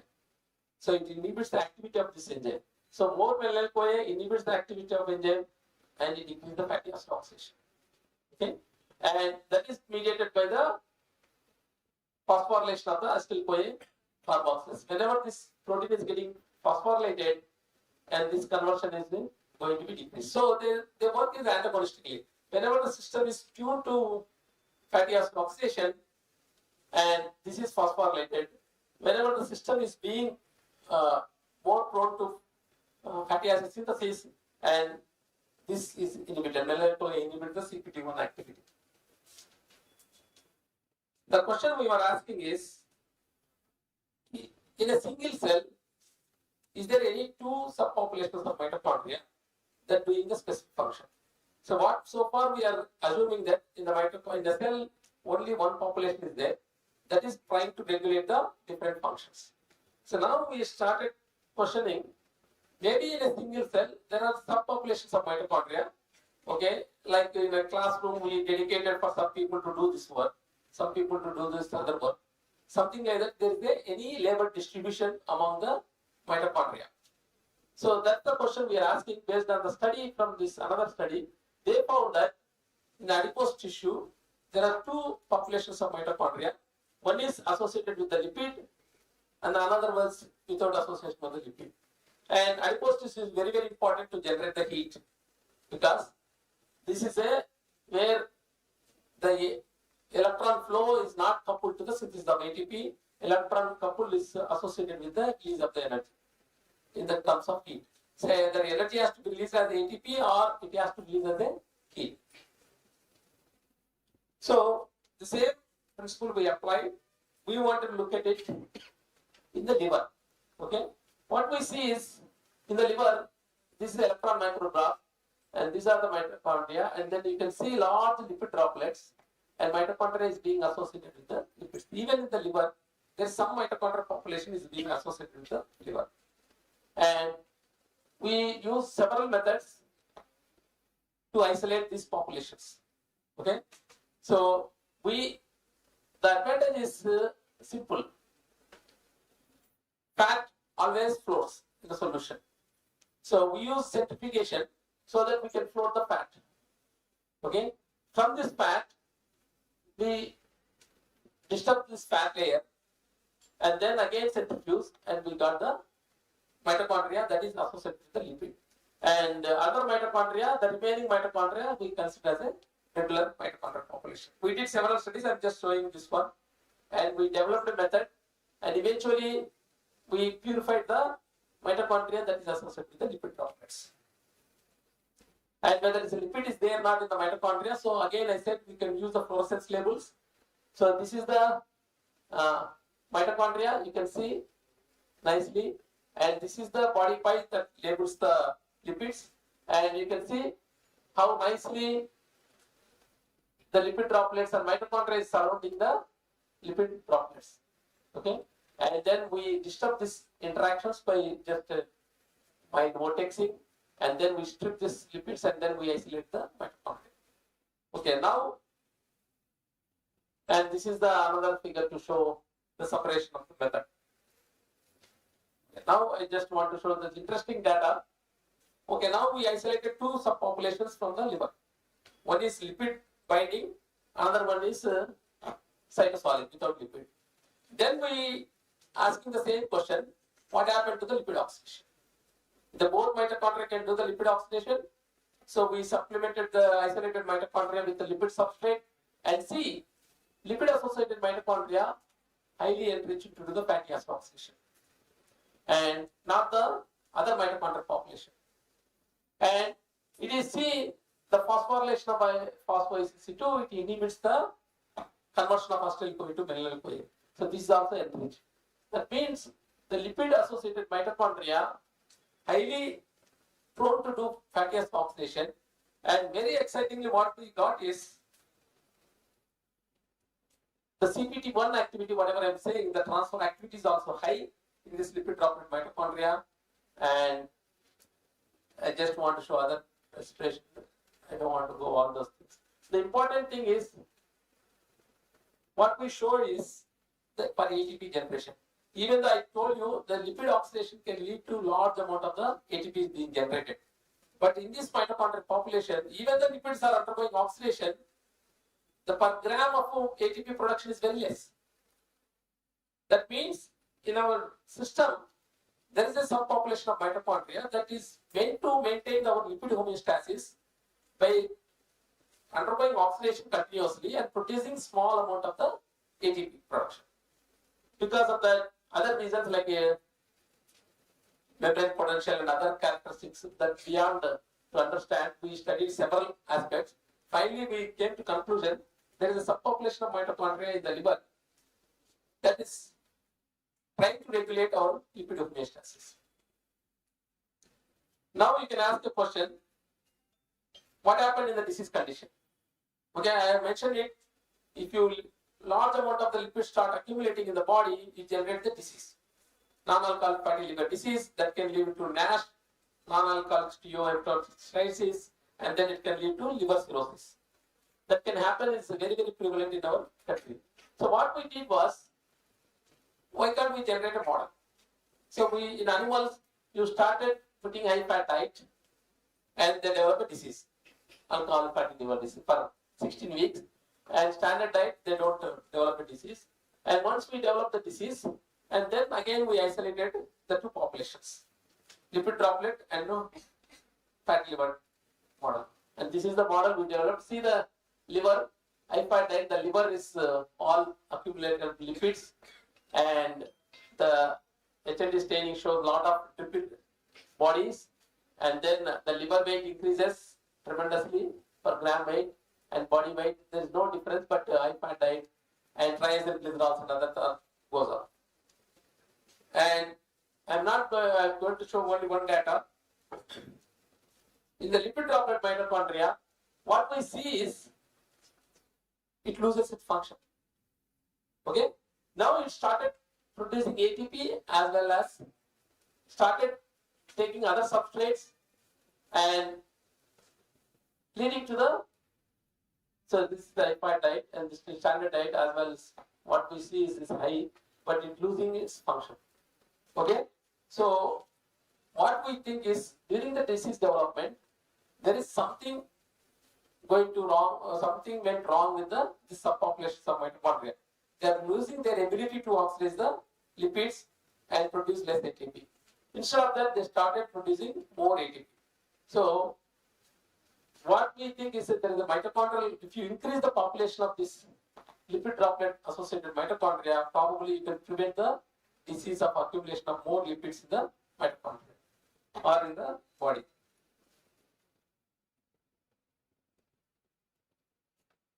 So we did several experiments to show that it loses the function. I am not going through just model, I just want to show. So what happened in the normal diet conditions? So there is a two subpopulations of mitochondria. One is the lipid droplet mitochondria. It takes up the lipid droplets through fatty acid oxidation, but produce less ATP. Okay, more fatty acid oxidation, but less ATP. So less ATP is good, so that you can maintain the lipid homeostasis. But what happened in the disease condition is, this is activity is going down, and CM is also, and it's also producing less fatty acid oxidation, but this CM is also started producing more fatty acid oxidation, more respiration, and leading to the generation. Both these populations are contributing to more ATP that can lead to the more expansion of the lipid droplets. So during the disease progression, probably something is happening. The function is going to be derailed, and that may be one of the reasons this is causing. So this we published in Nature Communication, and happy to say that is selected one of the top 20 papers of the Nature Communication in Health Science Division. So these are the acknowledgements. So some of the, I didn't show a lot of the data. It may not be, you may not get data, but these are the collaborators, and these are the work majorly contributed by people. Thank you.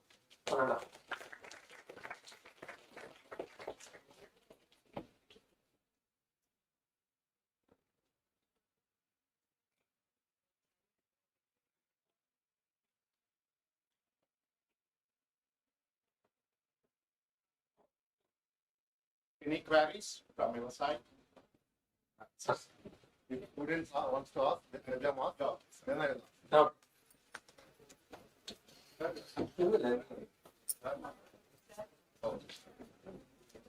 Students కి ఇవ్వండి first వాళ్ళు ఆడకపోతే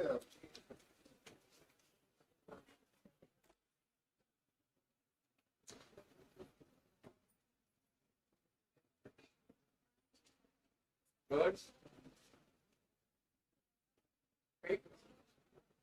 If they don't ask means they don't understand anything or they understand everything.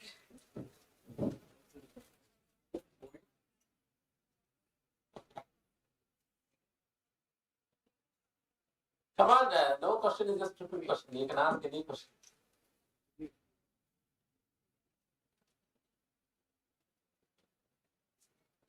Sir, I have one question, sir. Sure. Nowadays in India, non-alcoholic cirrhosis on rise. Yes. That is evident. What is the major probable reason? I telling that that's a lifestyle. Only lifestyle. One of the reasons. One of the reasons. See, the fatty liver disease could be alcohol consumption. That is the another one is the lifestyle. So we are eating a lot of this fatty foods, junk food, and no exercise. A lot of people are addicted to olden days. The disease is less because of the most of them are going out and playing. Nowadays, TV and cell phones and sedentary lifestyle basically. So that is major one of the problem. That's why one of the study recently published, 84% of the IT people have this kind of fatty liver disease. So it's very, very high. It's highly prevalent. So the problem is if it's not treated, it's going to cause liver damage and then immediately liver cirrhosis. So exercise is must. Either walking or treadmill, whatever. You have to walk and maintain our healthy condition. Right. Thank you, sir. Thank you. very nice talk and the observation of two distinct populations of mitochondria is also great. But what actually determines these two generation of these two distinct populations? What is the mechanism? Very, very good question. We don't know. We are trying to analyze whether from one population to other is generated or they are there from the beginning. So we did some experiments. So we did some what we call as the aging studies also we did, and also we in the aging studies also we find this population is still there. Okay, so if you take healthy aging, the liver don't have healthy aging and non-healthy aging. In some of the livers we see with aging also you started accumulating the lipids. Where we started accumulating the lipids, there we see the function is going down. But in the healthy livers, the function is retained. So how is maintained? And another thing is we did another experiment like starvation. So starvation, whenever you do 18 hours starvation, whatever the lipids accumulated, they can undergo degradation. Now we see in those conditions, the population goes down. Lipid associated mitochondria, because lipids are very less already. So we could not isolate the much lipid associated mitochondria. And to understand the mechanism, we could not replicate in the cell lines. Basically, in the cell lines, we could generate lipid droplets, but isolation is very, very tedious. We could not isolate it, and then only in the tissues we could surpass. Is there also any kind of possibility to have unwanted excessive numbers of the lipid droplet associated mitochondria causing that excessive fatty acid oxidation? That's what we are thinking, so that it can regulate our it doesn't undergo metabolic syndrome, so that this mitochondria is always associated with the lipid, so it bring the lipid oxidation, and this is done on unlimited food condition. Okay, normal food conditions they given animals, and then we isolated it. So there is a mechanism in all our body. We have to keep that population so that we can maintain good health. So whenever this population goes down, see, it cannot handle beyond its capacity. So if you keep on eating large amount of the fatty foods and large amount of the glucose even carbohydrates also, fructose is the major contributor of the lipids, fructose sugars. So the fructose sugar directly converted into acetyl, that acetyl-CoA is cause of the synthesis of the fats. So any titration of these two levels are being looked upon? No, we are not. This population is very less. What I can say is because we lose a lot of population while purifying it. That's what. So the Because we don't want to have any contamination with other population. So we don't know the ratio. so whatever that has been isolated, it's not an absolute number. No, it's not absolute because of the lot of purification steps are there. So we cannot. An obvious question is how the function is lost when you feed high fat. Yeah, that. What we are doing is we are doing a proteomic approach during the disease development. Now we are doing is 10 days, 20 days, 30 days, 1 month, 2 months, 3 months. We are trying to analyze the mitochondrial function with the more time, and also we are analyzing the lipids and proteins. And where it's going to be, maybe we get some clue. There's a metabolic shift at the particular stage. So maybe we can identify some factors or something we are expecting. Two questions. One is with respect to, it's a broad field, with respect to the microbial or microbiome of the gut. Is there any correlation between this and the microbiome? Now everything is people connected to microbiome, okay, including retinal infection, cardiac health, immunity. So obviously there might be mitochondrial health also may be connected to the gut microbiome. Any particular type of bacterial species or something that we could correlate and say? I am not familiar, but there are papers indicating that even mitochondrial health is important for to maintain. If you make, there is a people say there is a both way communication.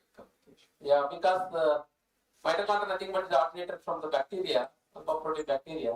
So there could be a strong correlation. And the other one is with respect to the brain functionality and its maintenance. Any correlation between this? Again, have there been any studies done? Because a lot of people are, as I said, food and mind. Yes, the recent paper in Nature, people think that the brain doesn't use lipids. Okay, now they show paper, they block this one or the CPT1 or something. They started seeing the hippocampus, the accumulation of the lipids. Okay, indicated so that there is a turnover is very, very rapid in the brain. So far, nobody's observed. Now they show by blocking that even lipids are started accumulating in the brain cells, and they showed in the live tissues as well as in the cell lines. So, what my assumption is the same. There may be some populations up there, even in the brain cells. They may be doing the specific functions. So first time they recently 2 months, 3 months back the paper came in Nature Metabolic Project. So I have one more question. Sure, sir. So what is your suggestion regarding the taking of more and more fructose sugars? Because fructose sugars are more available in fruits. Yeah. And do you suggest taking and more fructose sugars? No, absolutely not. Because in the US, most of the are fructose sugar. Okay, a lot of obesity you see in the US is because of the sugars. So we have to reduce the fruits. Fructose is the available, bioavailable fructose is less. Okay, whatever that you mix sugar to give the taste, those are dangerous. Artificial fructose, because that quantity is much higher. From the fruits, available fruits, so that the bioavailability is less. So that is good from the fruits, not from the artificially mixed flavors. Thank you, sir. One final, I think it will be an interesting research to see the age groups that we can do research on with respect to this between 5 and 15 years or 15 and 20. And these two would actually kind of be useful for the society also, because maybe some food habits could change because of this kind of population studies. Because as I said, IT population is. Yes, and a lot of even the AAG hospital and the ICMR also started studying. There's a lot of effort. A lot of effort is there in cities. I think research at 34 or 35%, as Sir mentioned. 34 to 35% in normal population also, the lipid accumulation is there. And they are doing a lot of blood pressure studies, a lot of studies for diabetes prevalence and other things. Because I see a lot of 6-7-year-old kids having thoughts of that stuff like this. Yeah. There is nothing like a statutory warning on food labels or Yes. for the parent in general. So these things, I think, will be a wonderful research. Yes, yes. So another thing is for example, if you in the rat study, if you do like 3 months old rat, and if you do high fat diet, they may develop maybe 4 months. But if you do take aged rats, okay, it develops much faster. Okay, so aging associated with the decline in our activities. So any bad habits can become the disease progression. So this fatty liver disease, don't think this is only for only adult people. It can happen even old age people once start eating all the junk food. Any questions? Any questions from students? They're all eating good food. No. Good morning, sir. Good morning. Maida from Biotech. Like we all know, mitochondria is the powerhouse of the cell. Yes. It involves in lipid metabolism. Yes. How the lipid degradation process is that much important for cell? Very good. I told you, no, the lipid per gram, for example, palm tail poye, okay, per gram you produce almost 116 ATP molecules, okay, per mole. So if you take glucose, you just produce 30 ATPs, okay. So ARC requires large amount of the energy, okay, per function. So by doing lipid oxidation, the same quantity, you produce large amount of the energy but required for its heart beating and other muscular functions. It's even in the case of other organelles also. So they use lipid as a major source. So but the problem is, I told you, excess ATP. So if there's happening in the heart, you don't get any issue because the ATP is being used. But the same lipid oxidation is happening in the other organs like liver. Okay. What happened is this excess ATP, whatever lipid oxidation happening, that excess ATP is being used to generate again more lipid. The lipids are toxic to the cell. Okay, excess lipids. So to prevent that, they form a lipid droplets. Lipid toxicity, to escape the lipid toxicity of the cell. So they form a lipid droplets. These lipid droplets are good actually, protection. But if what happens is keep on accumulating more and more, that can lead to the disease. Thank you, sir.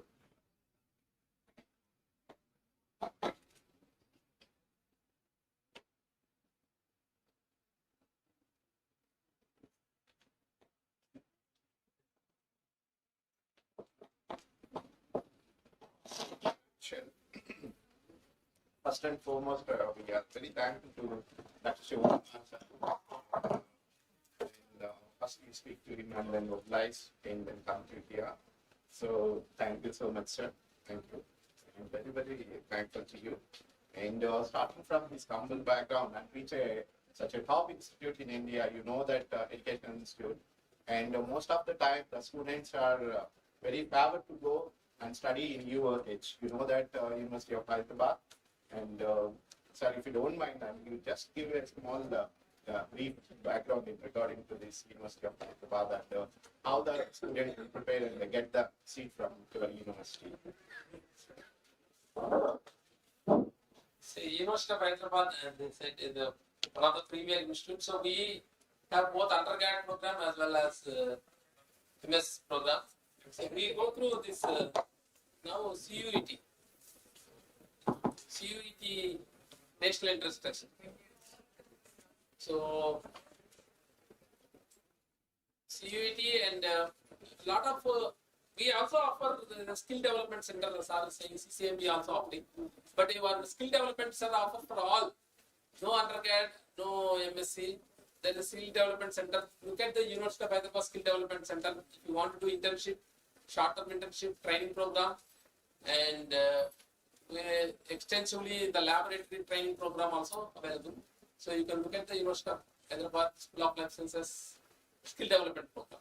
So if you want to do any short-term internship or long-term internship, so we take students from the skill development center for long or short term, and then but there is associated with the fee. Okay, some fee is associated, but sometimes I always encourage students from the colleges. So I cannot accommodate large number of people. So if your college recommends 1 or 2 people, then for short term internship I can take it, and then you can train them. Is it only for students or also early faculty can also come for the skill level? Yeah, every faculty also can come. Anybody can come. So if you recommend any one person, so you cannot accommodate because our labs are. We can accommodate students. So we feel proud that train the people from the college, because you are going to be the real inspiration to your colleagues. Okay, central universities we get lot of students from other states. Okay, from mostly people come from Kerala, West Bengal, and Delhi. And nowadays, most of our students are Narayana Chaitanya. Okay, something else. So, I always listen in the radio. So, don't go Narayana Chaitanya, your brain will be dead. Okay? They don't train you to keep active your brain. Okay, nowadays, now I see this year, one student, at least 3 students from Andhra Pradesh. One from Vizag, I think from Srikakulam, somebody, people came from our university to do MSc. So I would like to see you after degree, you attempt CUET and then come to MSc program. Our program is very, very good, and our practicals and extensive training. And most of our MSc students, 20 to 30% doing PhD in abroad, and remaining 60% are doing PhD in the premier institutes. So our training will be good, and your future is also. How many seats? So in MSc we have 24 seats, and undergraduation we have our biochemistry I'm talking about. We have 12 seats, because undergrad program all life sciences together we recruit around 60 seats, but they after 2 years they distribute it to different departments.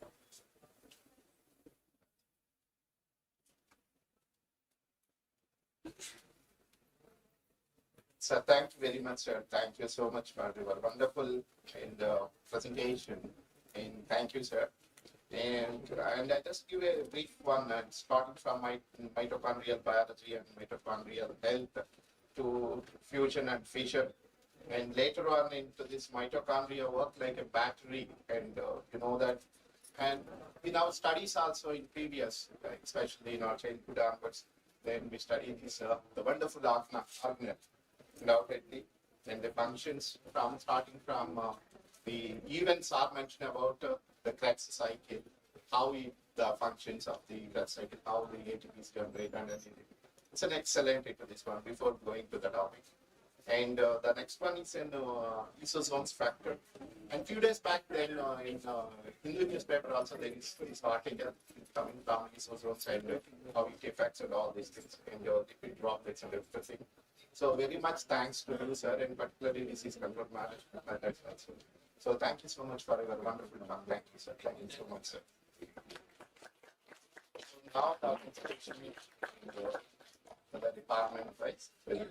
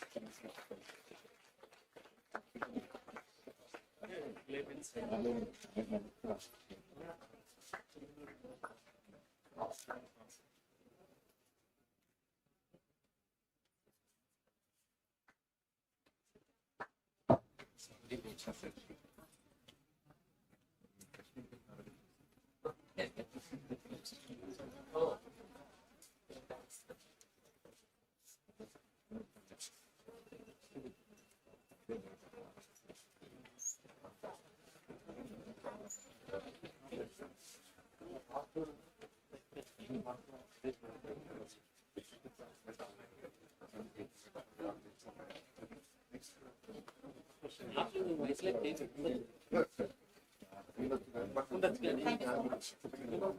Next we have paper presentations by one of the faculty member, Anantalakshmi Sai, Madam, faculty in English, PVC at the College of Arts and Science. Madam, please join us.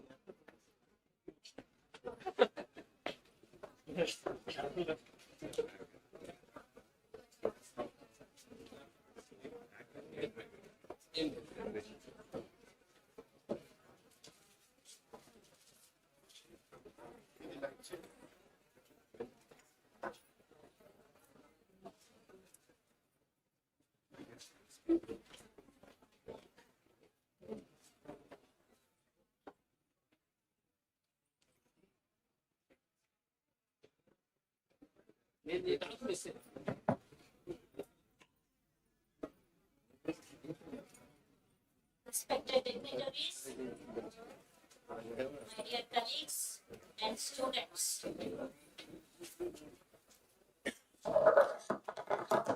Today I stand before you to give a presentation on interdisciplinary. This is a topic you must be having a doubt. Why has English madam come out to give a presentation in a biology seminar? So we have studies what are termed as interdisciplinary. Okay, and today my presentation is on reading Kantapura. Kantapura is the name of the novel I have taken. Reading Kantapura in the age of climate crisis, a post-colonial eco-critical study. Eco-criticism, the role of environment. Okay, both the LLE speakers who have spoken just before me, they gave their presentations on science. Science is completely different from literature. Science is based on facts. We cannot go for any imaginary things. But literature is not like that. Though there are some literary works which take the things that have happened, but all the other things are woven in order to build up a novel, short story, play, or whatever it is. So, I want to present about a novel called Kantapura. It's written by one of the famous Indian writers in English named Raja Rao. Okay, Raja Rao is a very famous Indian writer in English, and this is the novel which deals with the life of Indians before independence. How the Indians have led their life under the British rule.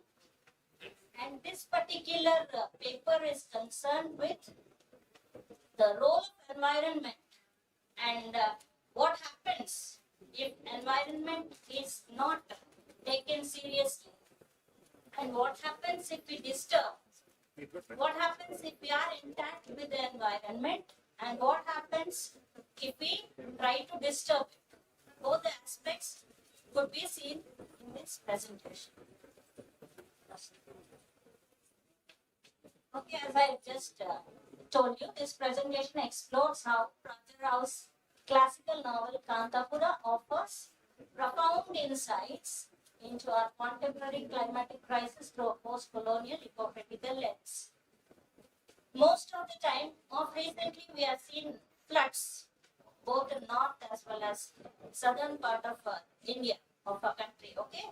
So these take place just because of the disturbance caused by the humans in the environment. So let us see how environment has changed. Rajarau's novel, this Kantapura, has been published in 1938, which depicts a South Indian village under the British rule. And we see the narrator, Achakka, a South Indian village. These are common names which we find. So the name of the narrator is Achakka. She tries to describe. She weaves together history, myth, and politics. So we see these three aspects being covered in the novel. It is history, myth, and also politics. Kantapura's intricate social fabric marked by caste divisions. Caste divisions in India, as all of us know, are very strong. Colonial exploitation, how the Britishers have exploited us, and deep spiritual life. How were Indians deeply spiritual before the Britishers entered into India, and serves as a poignant representation of India under the foreign domain. How the foreigners have dominated us, what kind of changes they have brought into our life is what we would see. What are the things we see is, first one, a living narrative. The story unfolds through the eyes of Achakka, giving it an authentic oral traditional feel. India is famous for its oral tradition. Now we are studying in schools and colleges, wherein we are being trained in a different manner. Earlier, if we go to ancient India, we didn't have schools and colleges, buildings like this. We had gurukulas wherein everything was just given orally by the gurus to the disciples. So this story unfolds that particular oral traditional feel. Coming to the second main aspect that is discussed, colonial impact. This colonial impact is vividly seen in the novel. It portrays the struggles and resilience of the community opposed by the British policies. Indians, how they have opposed, how they have tried to not to give their things out, not to give their strong spiritual or traditional or whatever things that are involved regarding their life. Last one we see the social tapestry. The novel explores a complex interplay of caste, religion, and daily life in the village. Divide and rule policy, you must remember when you have studied history, the Britishers have divided India into castes and subcastes. In ancient India, we did not have this caste system. We had only 4 varnas. We didn't have all these kinds of castes that are existing today. This is all brought about by the British people just to divide us, so that if we are united, you see, they should leave us. They cannot dominate and rule us. So in order to present their kind of domination, what we have studied in history, they decided to divide us and rule. So the modern caste system which we see, okay, and they have divided the people of India into religions. Basing on the religion, they have divided us. You are like this, they are like that. Why should you follow theirs? Why should you do this? This is what they have done to us. Next, natural art. This is a picture I have just collected to show how villages are. Village life is very pure. Okay, they are not disturbed. We don't have all the kinds of pollution, radiation or other things we have in the modern world. Next. The themes, post-colonial themes. Kantapura vividly illustrates the multifaceted impacts of colonialism and spirited resistance it engenders. This is what we see. The people resisted the British rule. They did not actually want to listen to them. They started fighting in certain aspects. Nationalistic, the area wherein we see this national spirit, which we call as patriotism. It is seen in the character of Murthy, the hero of the novel. Murthy is his name. He is the leader of the entire village called Kantapura. It's a fictional village. It's not an original one. You cannot go searching for it now. So it is he is the hero who inspires all the villagers who once again go with the Mahatma's ideas, non-violence and satyagraha. The village becomes a microcosm of India's broader independent movement. The challenging dynamics, the dynamics we see here, challenging caste and gender norms, are tested and transformed under the pressures of colonial oppressions. This also I just told you. People were divided and ruled based on caste as and gender. Emergence of Shakti, women, the role of ancient Indian women, and also women during independence. Women like the characters Rangamma and Ratna, they rise to the prominent leadership roles, embodying feminine power called Shakti and resistance. Dasara is fast approaching. So Dasara is celebrated for Shakti, deity, mother goddess, Shakti. And so here women, two women characters called Rangamma and Ratna, they rise to the prominent leadership. They also come outside and they try to deal with the opposing things against the Britishers. Their activism symbolizes the awakening of strength within their community.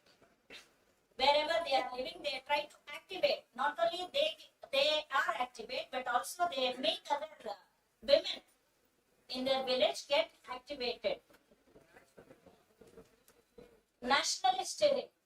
Murthy's leadership, inspired by Mahatma Gandhi's non-violent ideas as well as satyagraha, ignites local resistance.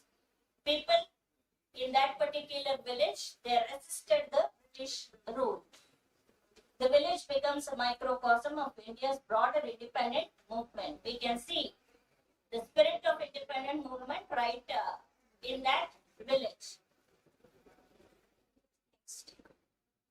The novel portrays nature not merely as a setting but as a fundamental element intertwined with villages' cultural identity and spiritual beliefs.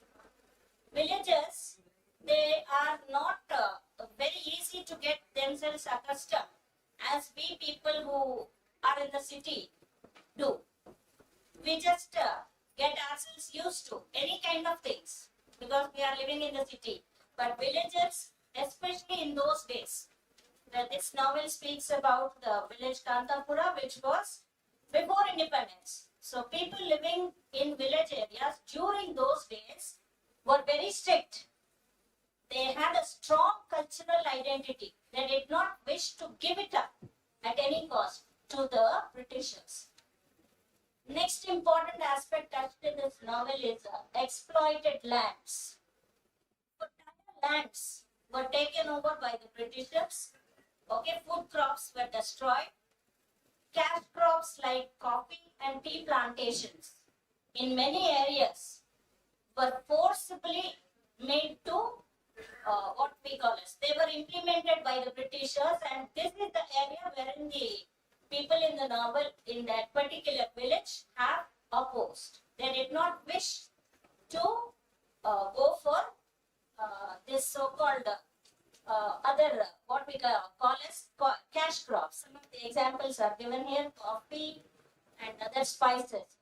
Spiritual intertwining. Nature is very much respected by the people, exemplified by the local deity called Kenchima. Village lo manaki grama devatalanta.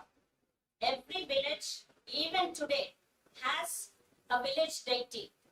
In this particular novel, the name of that deity is Kenchima. Their respect towards the goddess, who feel as the protector of the entire village, as we people also believe today, whose well-being is intrinsically linked to the land's health. If we pray to Mother Goddess, she will make us live hale and healthy. Our land lands would be good, our health also would be good, is what the people believed. Then environment. Degradation of the environment serves as a powerful backdrop mirroring the social and political upheaval faced by the villages. Environment is the basic thing that has been taken into consideration. Colonial extraction versus indigenous knowledge. This particular image, if you have a clean observation of it, this image highlights the stark contrast between the resource extraction driven by colonial interests and the sustainable ecological knowledge of indigenous communities. They believed in what their ancestors have given to them. They're strictly opposed to the upbringing of the so-called cash crops. Climate crisis and colonial exploitation regarding environment and harm. Historical precedent. The novel depiction of land exploitation and colonialism directly parallels modern climate injustice where marginalized communities often bear the brunt of environmental degradation. Environment degradation is caused by humans, not by animals. We should remember this. Whatever disturbances are caused in the environment are all caused by humans. So, this particular thing depicts resilience and wisdom. The indigenous communities' resilience and eco-spirituality presented in Kantapura offer invaluable models for contemporary sustainable living and environmental stewardship. Contemporary, we have lot of things, okay, in the novel that are related to the contemporary situations. Timeless reflection. By examining Kantapura's story, we are invited to reflect critically on current human nature relationships and the lasting legacy of colonial practices on our planet. India, you see, has a rich culture of its own. People in those days, they made it remain intact with them. And so, women as eco-political agents. I already have earlier told about Rangama and Ratna, who are the two women characters who come out. In those days, women were not allowed to come outside, but they took it as a challenge. They came out, they educated all the women, and they made it to see that their culture and heritage remains intact. The women's roles in nurturing both social world and the natural environment draw strong eco-feminist parallels. We can draw a parallel between the social world as well as the natural environment, the way women live and the way they respect nature.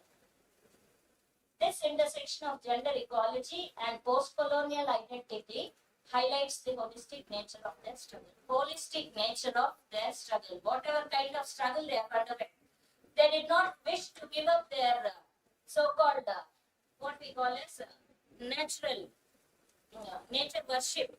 Indians in those days, not only Indians, our basic thing in India is nature worship. Whatever we had seen, చీమ కనిపిస్తే దండం పెడతాం, పాము కనిపిస్తే సుబ్రహ్మణ్య స్వామి అంటాం. Okay, whatever we see, వేప చెట్టును చూస్తే లక్ష్మి అంటాం, రావి చెట్టును చూస్తే నారాయణ అంటాం. రెండు కలిపి ఒకే పొదలో కనుక కనిపిస్తే చుట్టూతో పస్తారం కట్టి కళ్యాణం చేస్తాం.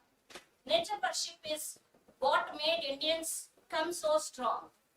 Okay, we don't have an so-called religion of our own, but this is what we see. Next one. Charka, spinning wheel. Murthy, the main character in the novel, as I have told, is very much inspired by Gandhian ideals, as already Indian struggle for independence has started, and this is peculiarly seen in this particular village called Kantapura through the character of Murthy. Conclusion, the post-colonial eco-criticism applied to Kantapura reveals a complex interplay of social, political and environmental injustices that are caused, mirroring the multidimensional nature of the climatic crisis. Okay, we have been discussing about this. Next, the last two slides tell about the future implications. Students of science who want to go into research in literature, the study of Rajarau's Kartapura through a post-colonial eco-critical lens underscores the importance of integrating indigenous as well as anto-colonial perspectives in contemporary environmental discourse. Future research can expand this approach by exploring other post-colonial literatures, other novels, other plays, other works of other writers could be taken into consideration, and how they have resisted in living a sustainable life. Last slide, please. As climate change continues to disproportionately affect marginalized communities, post-colonial eco-criticism encourages scholars as well as practitioners to center the voices and experiences of those historically excluded from dominant environmental narratives. You could just try, okay, to, since youth is the future of any country. Since we are living in India, you are the future of our country. So we have to see to it that environment is not disturbed, not disturbed to the fullest extent. Without disturbing it to a little bit of extent, we cannot survive in the modern days. But we should take care to see that it does not cause lot of disturbance to the environment, because we have to face the problems in the future. Thank you. Thank you for giving me this.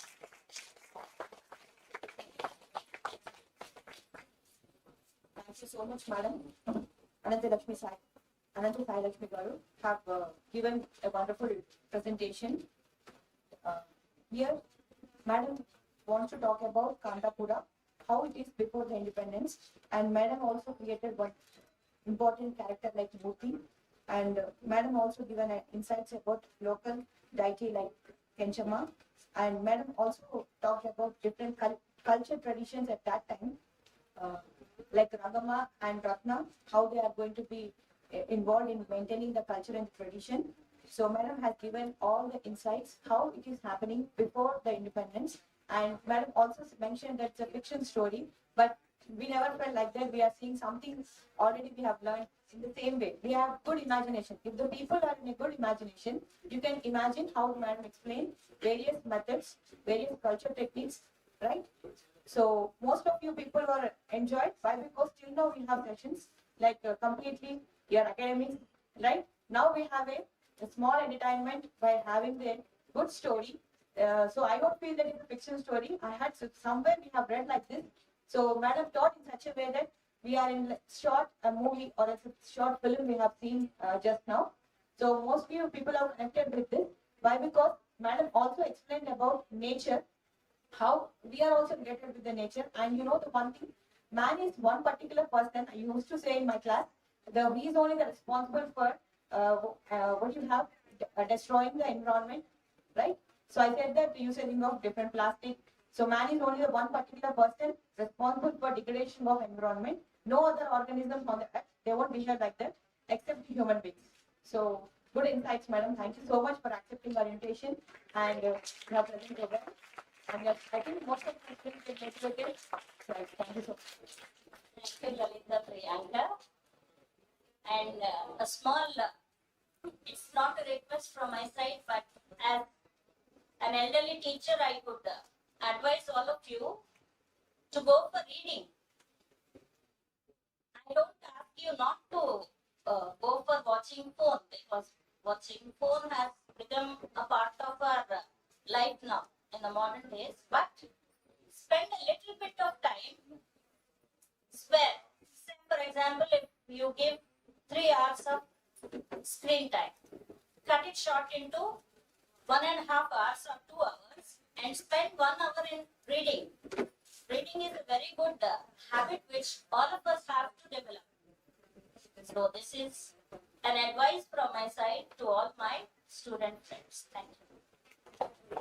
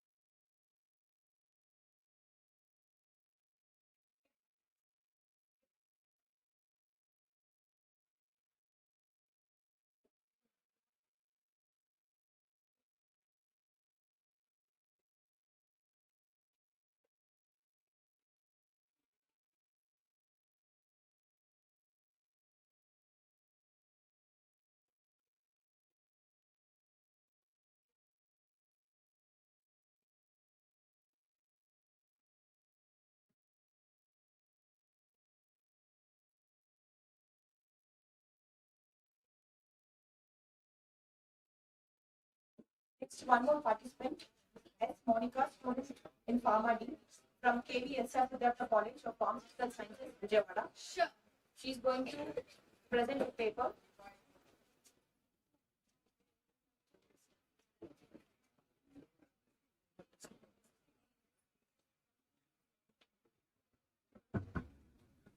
Next.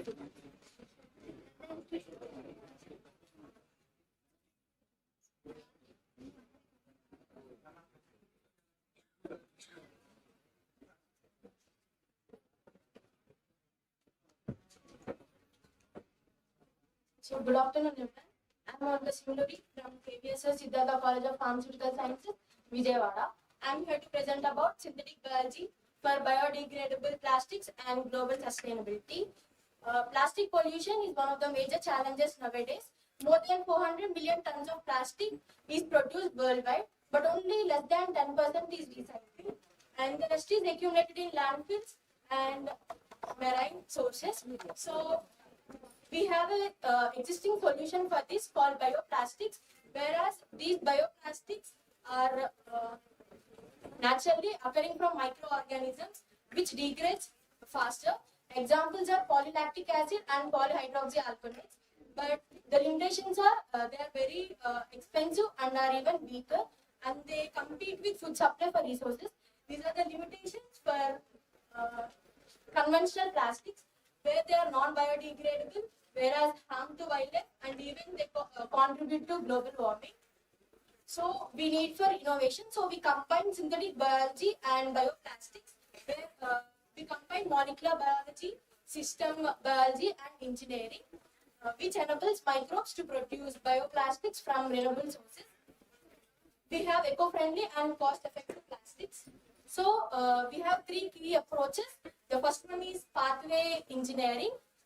In pathway engineering, first we gonna select microorganism strain, and we insert gene into the polymer, and we go for metabolic reprogramming, and thereby we block pathways, and there will be accumulation of polymer, and we extract bioplastics from the microorganism. And coming to the enzyme optimization, we enhance enzyme activity so that we can increase polymer chain length, so we get plastic which is durable, and even we can also increase the strength of the plastic. So the next one is feedstock flexibility. So current plastic uses food crops, which leading to high cost. So we need a solution. So we go for so we use non-food feedstocks like waste, biomass, and carbon dioxide to reduce the feedstock. So coming to the comparison of petroplastics and synthetic bioplastics, synthetic bioplastics we use biomass and carbon dioxide. It takes months to years to degrade, and it is 70% lower for green gas emission. And coming to the advantages, obviously we reduce environmental impact and reduce plastic and waste pollution, and use renewable raw sources. Coming to the challenges, it is 2 times faster than the normal plastics, and lacking composting structure and feedstock contribution. So we're gonna incorporate CRIPSER and AI utilization. So I conclude saying that synthetic biology offers 70% lower greenhouse gas emission and supports circular bioeconomy. With continued research, industry adoption, and policy support, synthetic biology can transform biodegradable plastics into a viable industrial reality. So I thank my beloved principal, Professor A. Sunita ma'am and Kanka Durga ma'am, for supporting me in this work. Thank you. Performed well. Next, one more participant. Yes, Devi Priya, research scholar in microbiology from Acharya Nagarjuna University.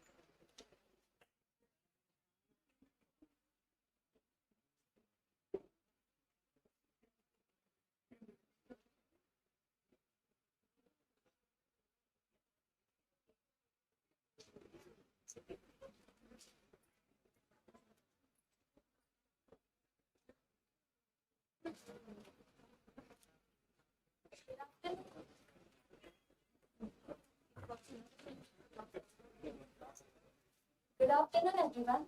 I'm Devi Priya, research scholar from Department of Botany and Microbiology, Acharya Nagarjuna University. Today, I'm going to present my topic about microbial phytases, which unlock the hidden phosphorus that helps in agricultural sustainability. Before presenting my PPT, I would like to ask you a question. Are you ready? Can you name the nutrients essential for plants for their growth? Anyone? Yeah. Correct. Chappandi. As you said, these nitrogen, phosphorus, potassium, these are major elements required for plants for their growth.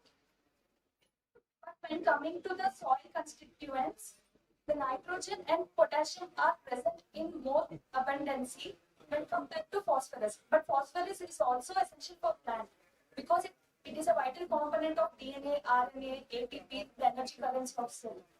So this phosphorus also have specific growth factors associated like root development, increased stalk and stem strength, flower formation, seed production, etc.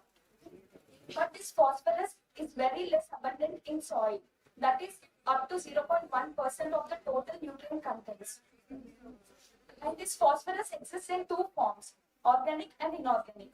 Organic form comprises of 30 to 65% of the phosphorus content present in the soil, whereas inorganic constitutes of 30 to 75% of the total soil. But when considering the total soil phosphorus available to plants, only 4% is available for their utilization. So there is a need for us to convert this organic phosphorus into inorganic to make the plants get better, more phosphorus.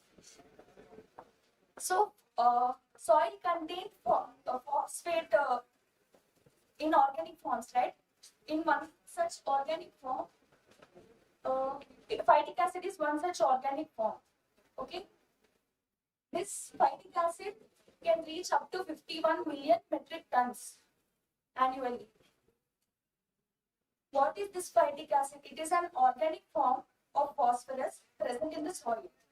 Generally, the structure comprises of 6 hydroxyl alcohol groups attached to the 6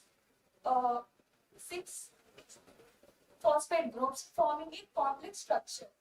This is the 3D structure of phytic acid.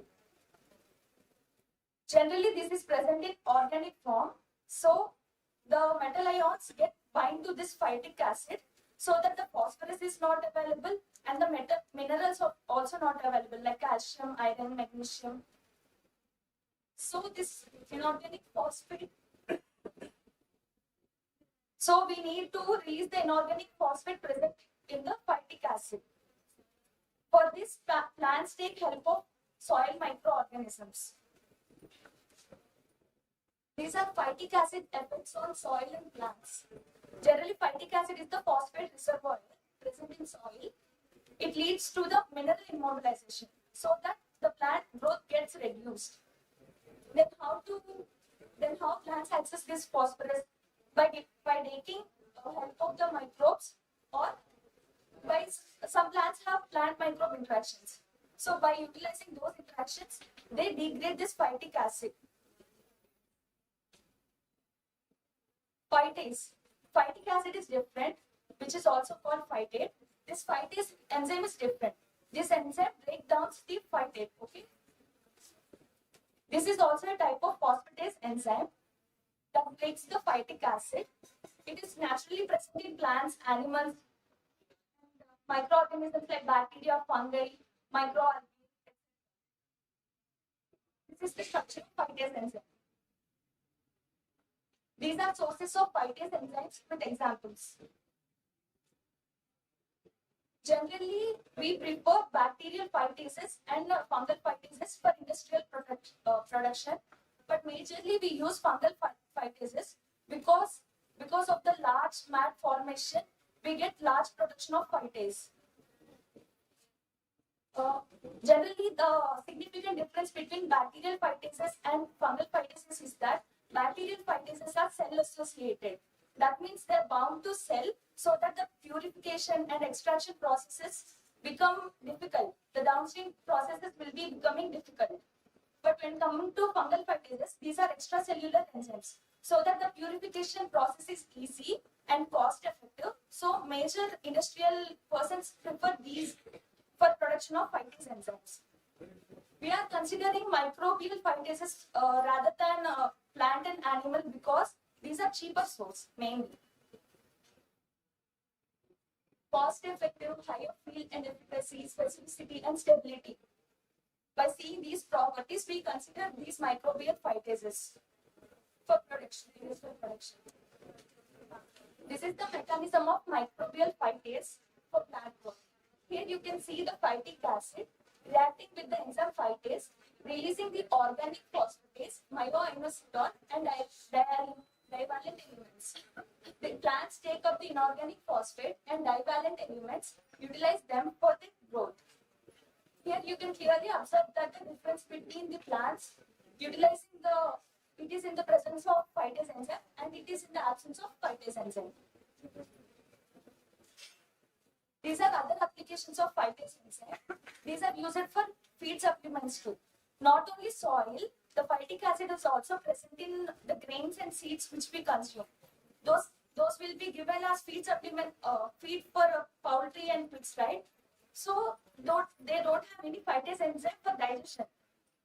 So it becomes difficult for the birds and poultry for digesting. So we add this enzyme for feed supplements to make their digestion easy. We also use them as food additives during making breads or any other food items made with wheat flour or like that. This can be also used in therapeutic applications like biomedical and biotechnology applications. Recently, it was found that these can be applied as anti-cancerous agents. In industrial applications, we can use this enzyme for the production of myoinositols. These are nothing but secondary messengers. These are differences. And presently, I'm working with this enzyme from isolating from mangrove fungi, this enzyme, and I'm checking the biofertilizer applications of this.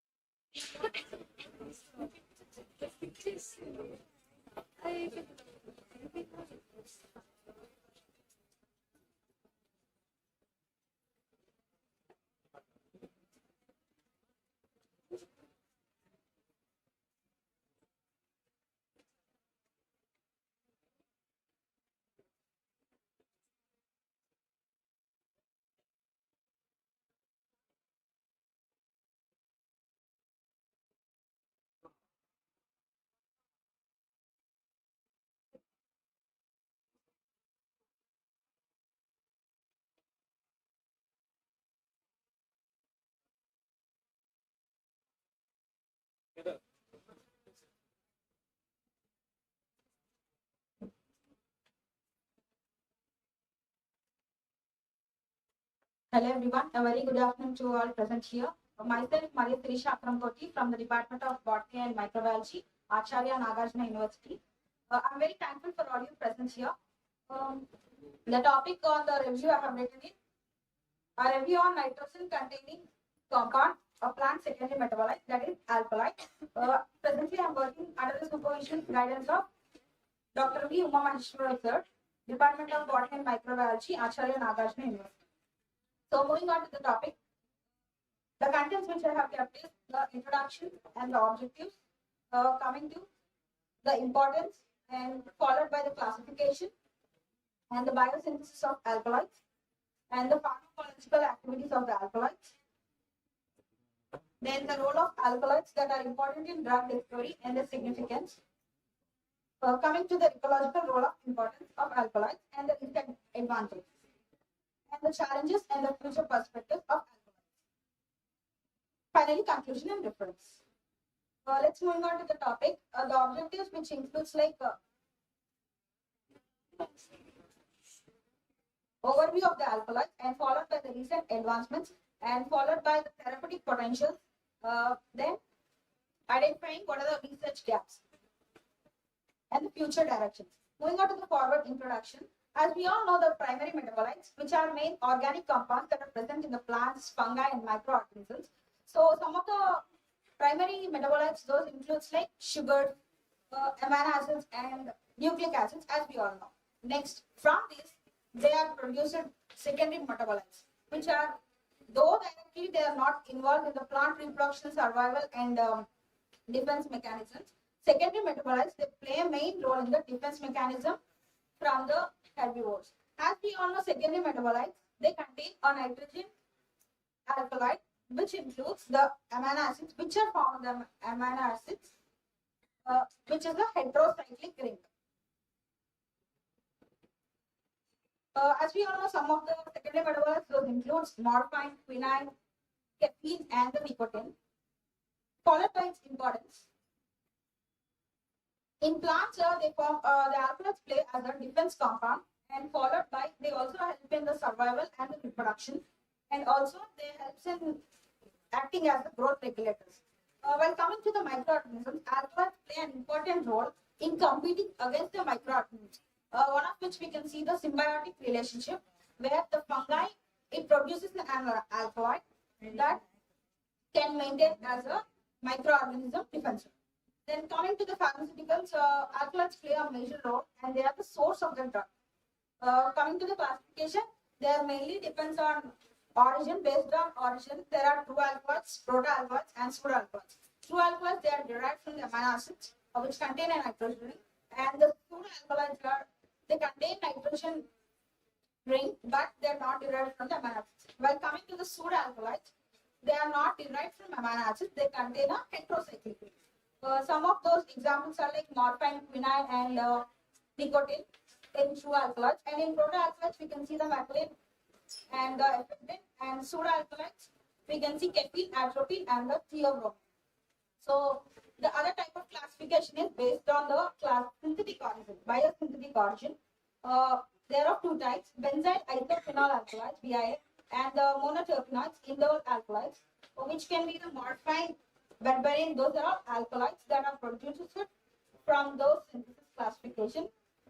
Then followed by the chemical structure. Based on chemical structure, alkaloids are derived as terpenoid alkaloids and steroidal indole alkaloids and the isophenol alkaloids. These indole alkaloids, they are derived from indole, and isophenol from the tryptophan and the tyrosine, and tropane, pyridine, pyridine, piperidine, pyrazolidine. And these are the alkaloids which are from the 5, 6, and double structured rings like nitrogen rings. Then coming to the biosynthesis of alkaloids, they may be in the primary metabolic process, which includes the precursors. As we said, secondary metabolites that are produced from the amino acid. So some of the precursors we can see that L-ornithine, L-lysine, and L-phenyl, and tryptophan, and L-tyrosine. While coming to the enzymatic pathways, they include decarboxylation. As we know, decarboxylation is removal of carbons, and methylation, the addition of the methyl group by methyl transferases. Coming to the oxidation and reduction, they are by oxidases and reductases. And hydrolation, we know the process of addition of the water, and cyclization is the heterocyclic formation. Condensation reaction, which involves the mixture of indoles and acetals. Then coming to the genetic regulation, even alkaloids play a major role in the gene clusters, like forming pathways in the genes and in the transcription factors, followed by tissue-specific expressions and the epigenetic control and signal transductions, like they form can be by utilization of light, stress, and all the atmospheric temperatures in the environment.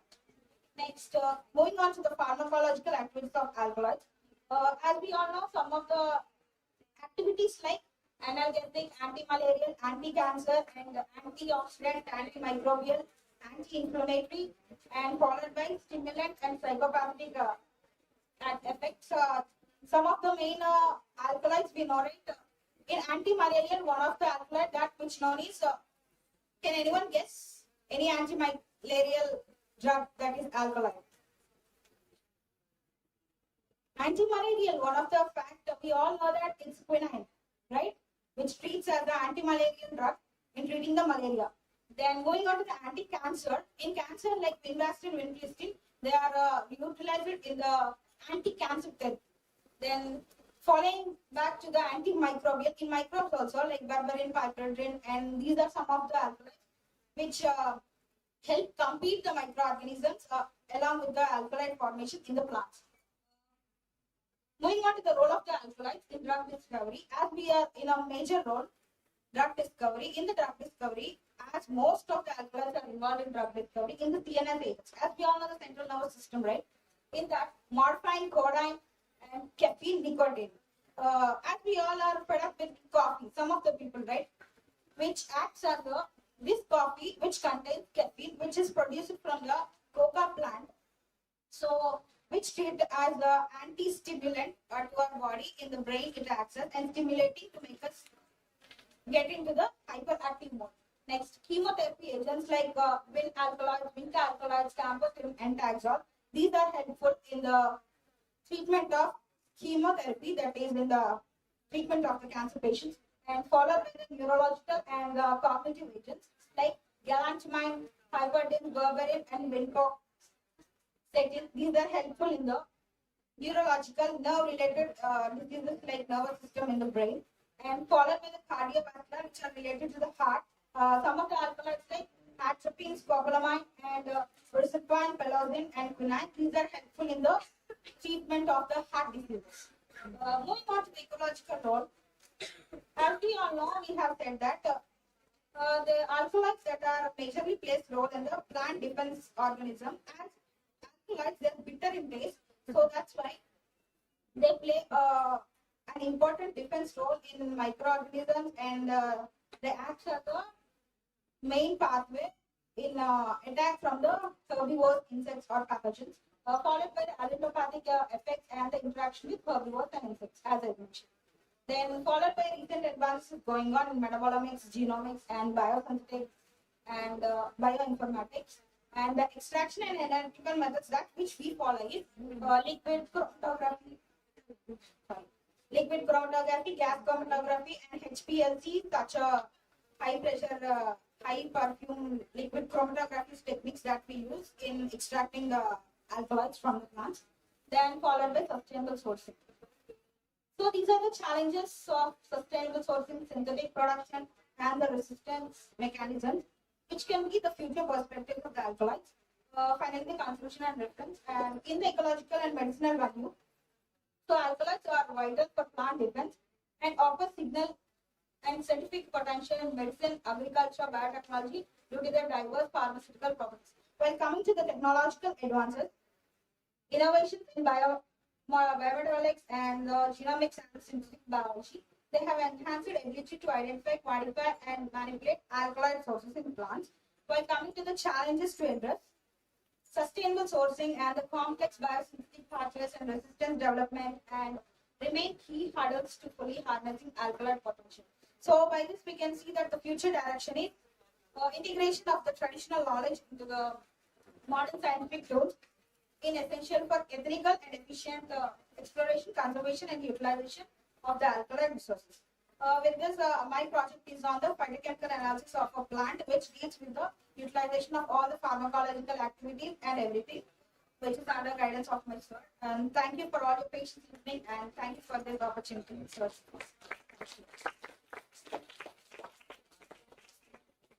Thank you so much, Sirisha. Now we have lunch for 30 minutes. Come back again. We have validity section and one more important event. We have one more session by our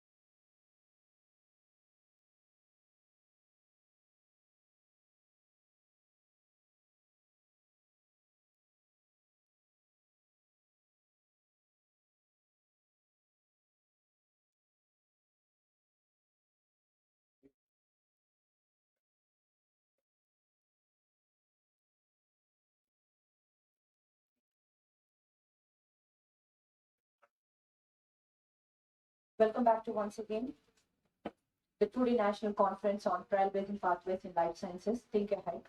Today we have a guest speaker, Dr. M. Ramakrishna Garu, PhD in Neuroscience, George Manso, University, USA. So before going to talk about this session, I'm much privileged to talk about the bio of Dr. Ramakrishna Garu. Sir is highly motivated and dedicated research with contributions in various fields of genetics, bioinformatics, and related fields. Sir also has much experience in Perl and Python, R programming, and bio coordinators. Sir has good at using statistical tools and methodologies in machine learning and AI for bioinformatics and biosciences.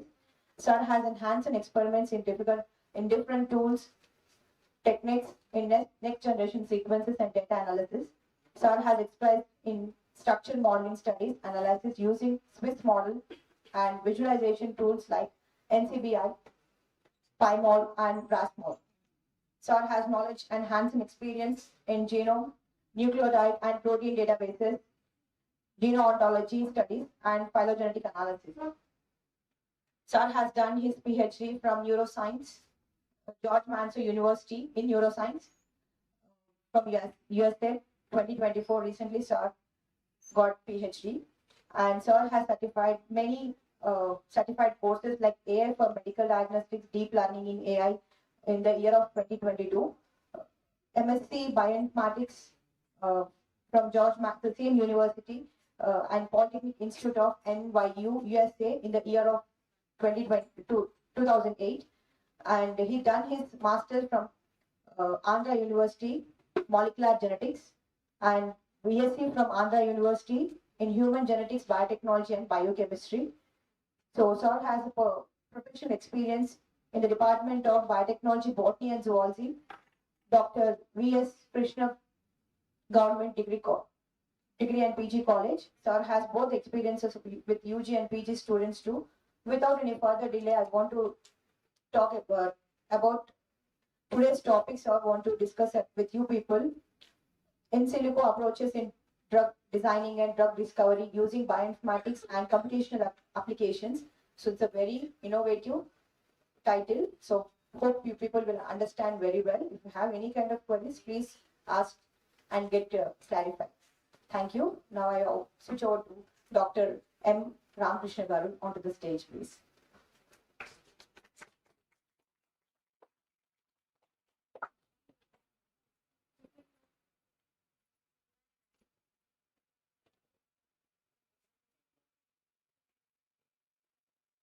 Good afternoon, everybody. Thank you for having me here. It was a last-minute decision to have me here because I've been around in Siddhartha Pharmacy College, and I happened to step into your campus, and I was given a chance to speak to you guys. And this is a very much required field of sciences that we are currently updated, and we are, of course, we're constantly updating too in the manner, but especially at the level of undergrad and grad for applications, we need to see that we have some expertise in this so that we can apply them in our science endeavors. Okay, so without further ado, I'll start the sessions. We keep asking the question called why, especially when we talk about drug designing or aspects of applications. As to why do we need an application? Why do we need to advance ourselves? Why do we need this? Why do we need that? And that is the fundamental question we keep asking in science too, right? So apparently, when we do our undergrad and grad, we end up not asking those questions. We kind of take it for granted because scientist has done something. We say, okay, it's good. We can also follow. But that's not the case. The minute you start asking questions, these fields have developed.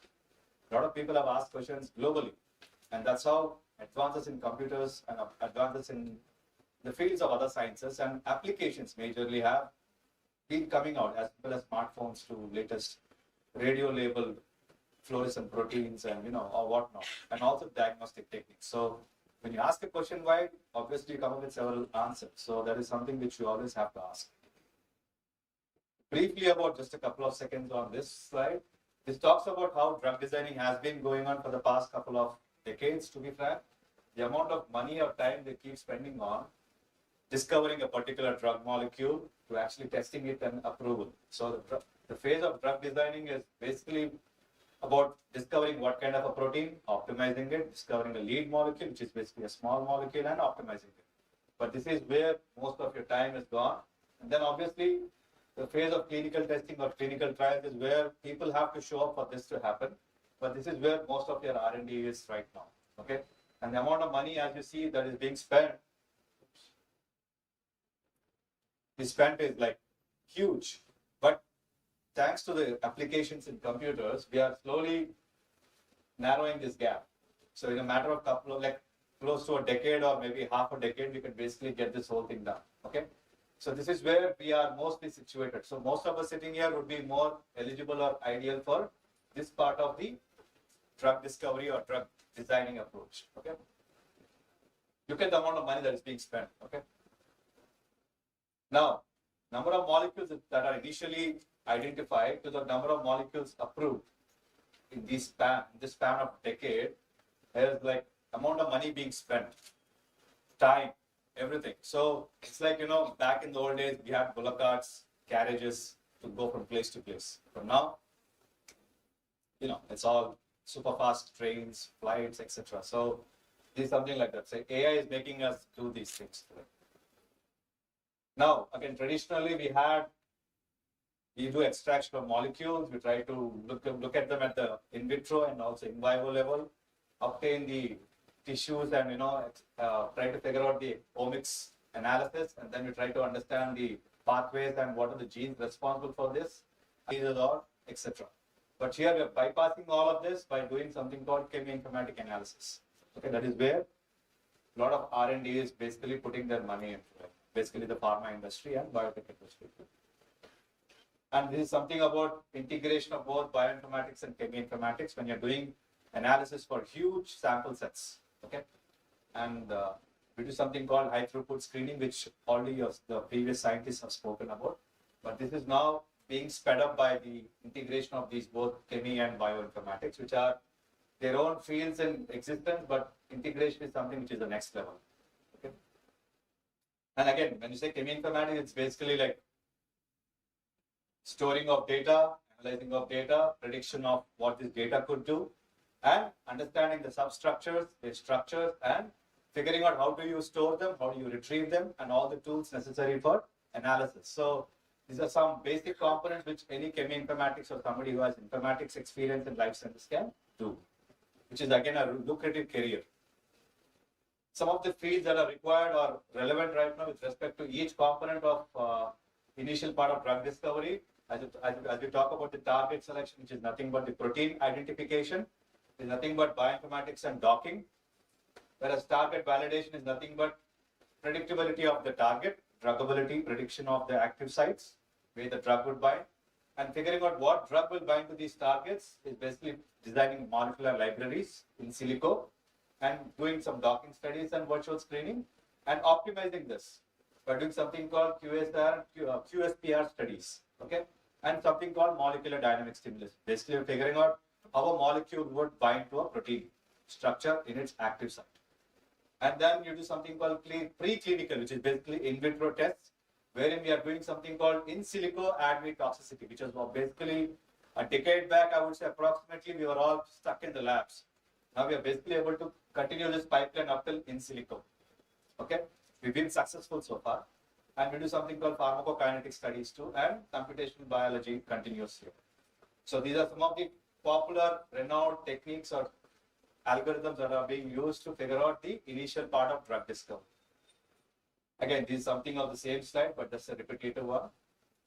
Now, this is something very important. Back in the old days, you kind of use the same drug for several diseases called drug repurposing. And this component of figuring out what are the risk genes responsible for these diseases are done by scientists or group of people working in scientific institutions, finding out what the case group, basically people are affected, and the control group are basically neutral people, and figuring out how these genes are affecting these diseases. Now the third pipeline has come, which is basically calling it a recycle machine. The interaction between the risk genes and drugs. This thing has speeded up by using something called deep neural networks. This is a new addition to our advancements in life sciences, which is basically where AI and ML come into play. So this is where, that is the reason why this process has been speeding up very quickly. Now, in the process of figuring out how to figure out whether you know ligand molecule or you know protein molecule, we do those kind of docking or binding studies by preparing the target and identifying the active site region. Okay, and then we do something called MD simulations. But if you know ligand molecule, you want to figure out which known ligand molecule can bind with an unknown protein molecule, and we do something called pharmacophore analysis, which is basically trying to figure out the region of the protein that gives a desired effect. Okay, that we can do it without knowing which protein it's going to bind. So this is where we are, this is what we are doing, and we can basically identify and minimize the number of compounds to do our wet lab analysis and figure out the best compound possible. And this process has speeded up the drug discovery process.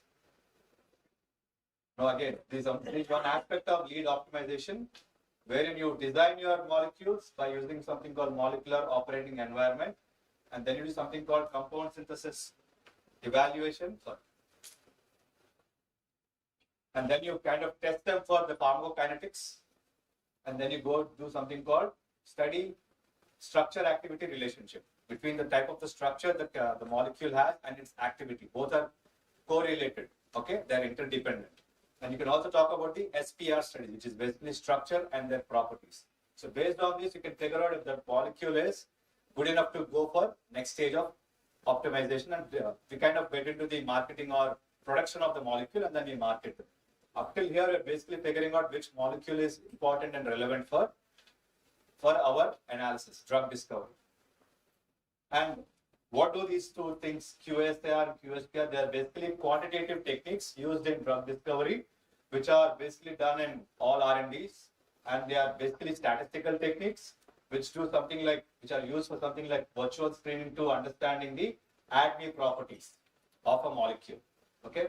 And they also can tell you what are the molecular descriptors, which are nothing but the regions on the target molecule. And they can also figure out, we can also understand by using this, what are the physicochemical properties of a particular molecule.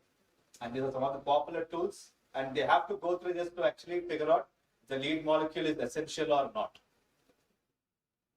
And this is a pretty much, so tomorrow I think I'll be having a small session for the students within Siddhartha.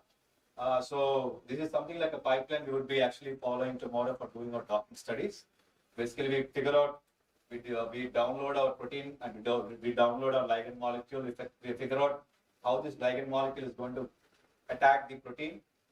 We do the estimations, and then we basically do our docking, and we can visualize the complex. This is the pipeline, which is basically a standard pipeline for any kind of docking analysis. And this is one popular software we normally use, irrespective of which field of sciences we are. We have a lot of software files. We have a lot of files available with respect to any kind of biological or chemical data, which we can convert into, which is a free open software called OpenBabel. Okay. In this case, I'm converting a structural file into a docking file. So this kind of conversion we can do. There are around 50 to 100 kinds of conversion we can do for free. Okay.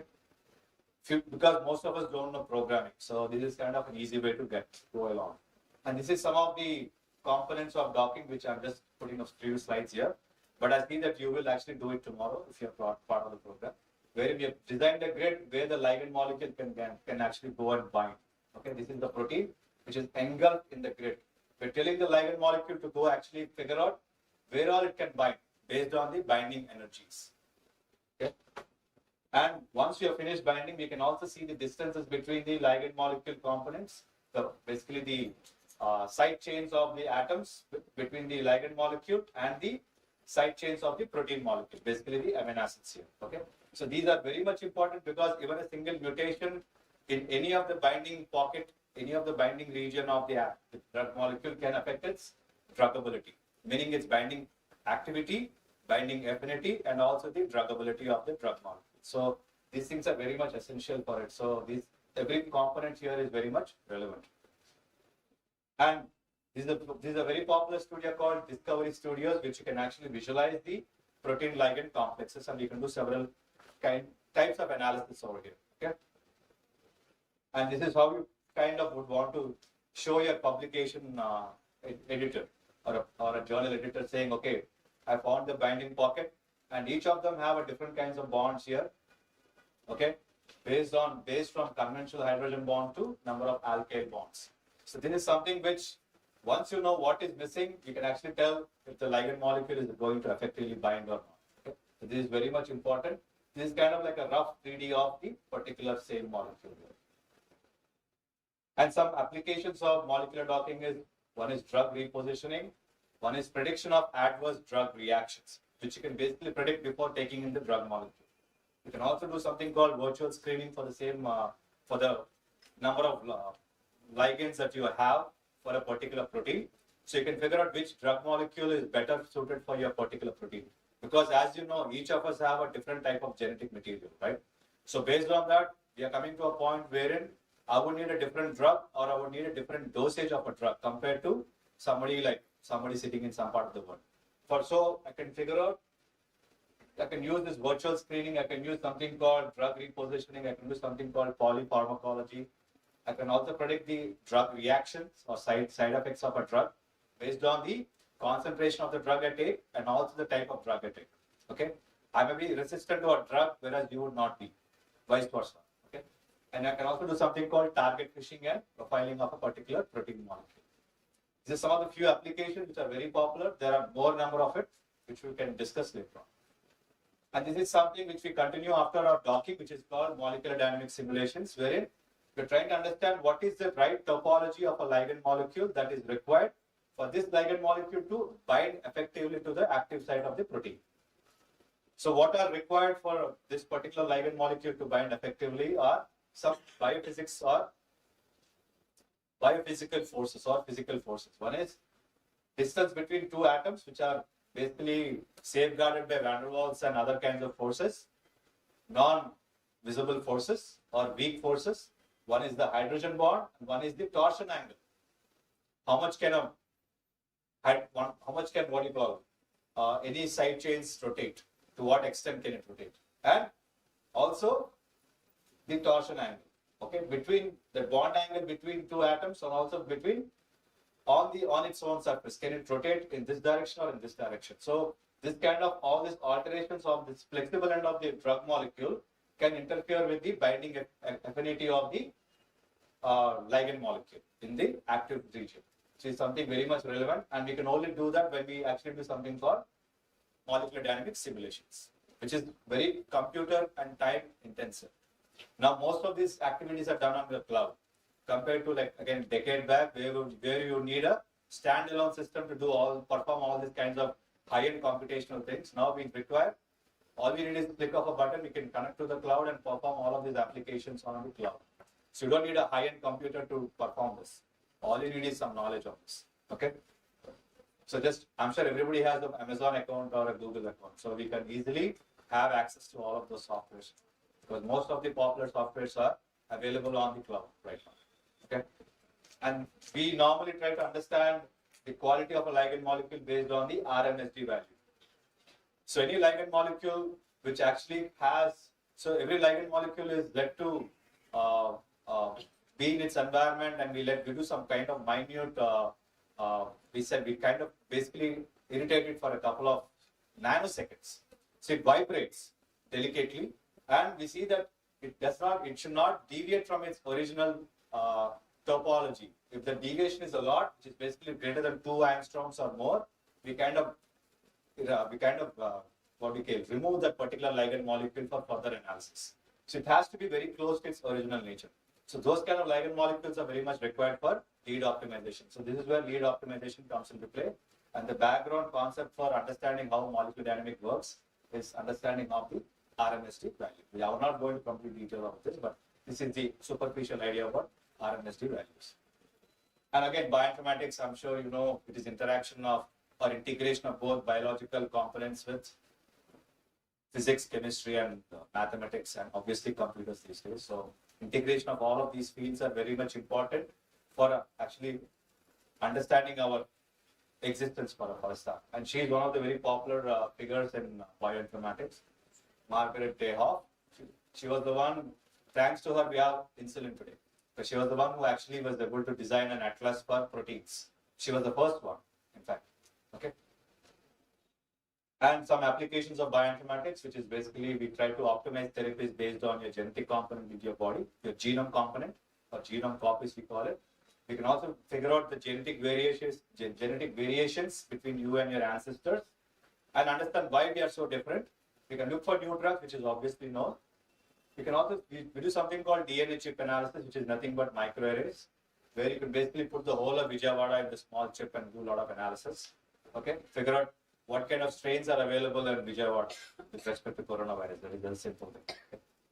And you can look at the biochemical pathways and understand which components of the biochemical pathway are messed up for a particular individual based on the mutations. Somebody has cancer, somebody has diabetes. So what components of a molecular pathway are messed up? And once you can figure out that, we can actually figure out what kind of therapies we can give. You can understand the variations, you can figure out the therapies, and you can also figure out some diagnostic applications for it. And also understand the interactions between the molecules. Basically, we talk about DNA, RNA, and proteins, how they interact with each other. Okay, how are they influencing each other? All of these things we can study and structure prediction too. And besides all of this, we also store data, analyze data, design new kinds of data. So as you know, you heard of this software or company called AlphaFold. AlphaFold's software, protein structure prediction. They have designed almost or predicted almost 1 million plus structures up to date. Okay, compared to the experimentally validated structures, which are basically 250,000, which is basically 250,000 structures are available which have experimental validation, whereas 1 million structures have already been designed using in silico approaches, basically using AI, and that was designed by DeepMind company, which is part of or subsidiary of Google. And that's where we are right now. So many of us who are figuring out projects are trying to understand the number of proteins that could be existing. You can look at PDB as your start, look at the structures which do not have experimental validation, and probably design a project on that level. Maybe that could be useful for your PhD or whatever it is in the future. And some basic protein structure prediction techniques. One is homology modeling. Homology is nothing but similarity. You can design somebody's protein based on the similarity features. If our similarity is less than 50%, we do something called threading. But if the similarity is basically equal to 0 or less than 10%, we do something called ab initio, which is basically starting from scratch. That's why we use a lot of mathematics and physics to actually figure out what kind of a structure it needs to be based on the known sequence or unknown sequence. And this is another important aspect or evolution of the application of computational computers, or I would say computer science in biology. So we do all this multi-omic research, something called genomics, transcriptomics, proteomics, epigenomics. Omics is nothing but the computational aspects of that particular field. Genetics with computational aspects is genomics. Protein biology with omics is nothing with computational aspects is nothing but proteomics. Transcriptomics is nothing but understanding the RNA profile and its mechanisms. Epigenomics is nothing but the influence of the external factors on the DNA replication and its histone modification, basically the binding and unbinding of a DNA molecule. Okay, from a double strand to single strand. That is only possible because of epigenetics. So doing some omics studies, basically some computational studies on that is actually what epigenomics is. It is a very big field now. It was not studied previously, but thanks to AI/ML and this computational advancements that we are finally understanding more about this unknown field than we kind of understood before. Okay, obviously the screens that we already have from high throughput screens, and we also have something called radiomics. Most of us undergo scans, PET scans or CT scans and etc. MRI scans. Even that information is also integrated into this profile. Okay. Besides the metabolomics, which is basically the biochemistry of our cell signaling pathways or of our cells. So all of this information is completely combined, synced to figure out, to design this complete mass of information. Okay. And this information, which is all blue, is all fine, but wherever you see the red dots, those are something called important regions of this ball of information. And you can basically predict if any abnormalities arises in these dots, which are kind of present there, you will have some abnormalities in your cell mechanisms. And that, if you can interfere right away, you can prevent a disease or stop a disease in its track. And this kind of information we never had previously. but this is a complete synchrony or symphony of all these fields that are actually helping us figure out on a global or on a complete bigger picture as to where we are going wrong. Okay, and we can basically predict which part of the pathway and why and how do you prevent it. So all of these questions of how, why, what, where, when can be answered by looking at this kind of interactome studies. And there's some phylogenetic analysis wherein you can basically correlate and not also understand and also not understand as to why some are related to not related. But this is the initial part of genomics wherein we figure out who are related to not related. Okay, and based on that, we can actually do a lot of existential studies. And somebody who is like a Sherlock Holmes kind of understands every part of omics, but probably 10 years back, we were like this. Somebody was catching a part of an elephant saying, okay, that is a rope or a snake. Somebody was catching a leg of elephant saying it is probably a trunk or some current pole or something. Okay, we never knew, we never had a knowledge on the bigger picture. But today we are at such a stage where most of us are becoming this. Okay, so we are at this stage where we are able to understand the complete problem and we are able to decode it properly and come up with personalized therapies and basically figure out how to attack them quickly. And this is a very beautiful slide I picked up a couple of days back. Genomics, what can happen to you? Just a prediction. I can predict what you will be in 10 years, but it may not be true. 50%, okay? Transcriptomics, basically at your RNA level. What appears to be happening? We assume, we look at the trailer of a movie and we say the movie is good or bad. 50%, critics, okay? Proteomics, we kind of know exactly what is happening. We kind of know what is happening, but we know the complete result of this particular movie only when we look at the metabolomics profile. Basically, the biochemistry is so important. We kind of think that chemistry, okay, I'm bored, I'm not interested, I don't know, I don't care. All of these terms comes with chemistry and biochemistry, but apparently that is like the underground layer for our existence. So unless you understand the metabolomics profile of anybody, it's very hard to track backwards. You think you're good at proteomics, but apparently we kind of get lost over there too. Okay, so the byproducts actually give us a clue based on who we are, where we are, and what we can do, what we can become. So this is the beauty of omics integration. And there's some Sanger sequencing basics, which I'm sure most of you studied in your undergrad, which I'm sure you'll be using pretty soon.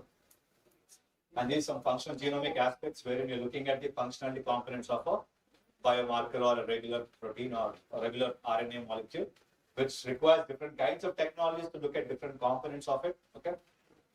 And this is something about proteomics, which I'm sure the components are all mass spec and 2D analysis, but the integration of this wet lab techniques with this in silico techniques is what makes it a very powerhouse, big time powerhouse, wherein you're able to understand different types of analysis based on different softwares available, okay, quantification of the proteins, and then we do basically exploratory analysis.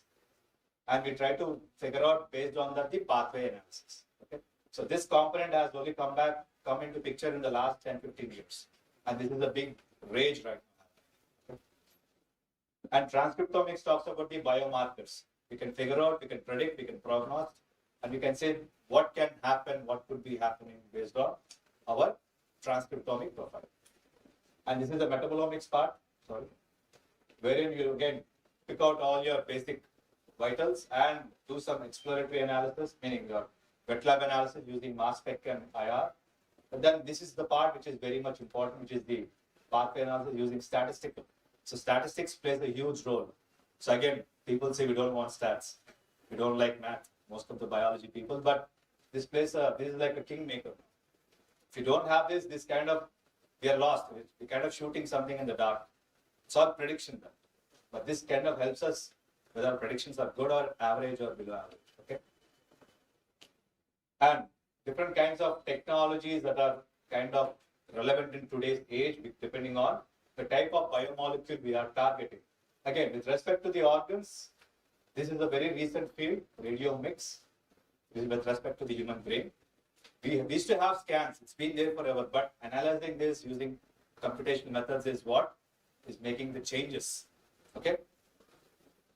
And coming to aspects of like an integration. This component is what is actually changing this now. Okay, this is there. We have done all of this individually or collectively, but the integration of statistics with machine learning, which is basically computer science fields, is actually we are able to track down these biomarkers in a much more efficient way, and also understand the phenotypic aspects of a particular organism, and also to figure out what kind of therapeutic targets are good for them. Meaning therapeutic targets as in the proteins are available, and also the therapeutic aspects of it, meaning the drugs relevant for this particular individual in this case. Okay, all of this can be done by this kind of a beautiful wall in the middle. Okay, which is very much relevant these days. And something with respect to AI, I'm sure you all know about babies. We were all babies a couple of years back. So, that's fine. So the babies, what we were probably a couple of decades back, we start with something called unsupervised. We don't have any supervision. It's easy to understand, right? We don't know the difference between mom and dad, cat and dog. But then we are slowly reinforced to understand that based on the smell, touch, all the five senses. Now we are at the stage called supervised. So the first day I came to this college, it was mostly like unsupervised. Then it becomes reinforced. And today, it's supervised. I just can come here without anybody guiding me, without any smartphone technology. So that is how it works in the brain. Now that has been completely implanted artificially onto a machine. That is why it is called artificial intelligence. And that how you do that is called machine learning. And that is where we are figuring out.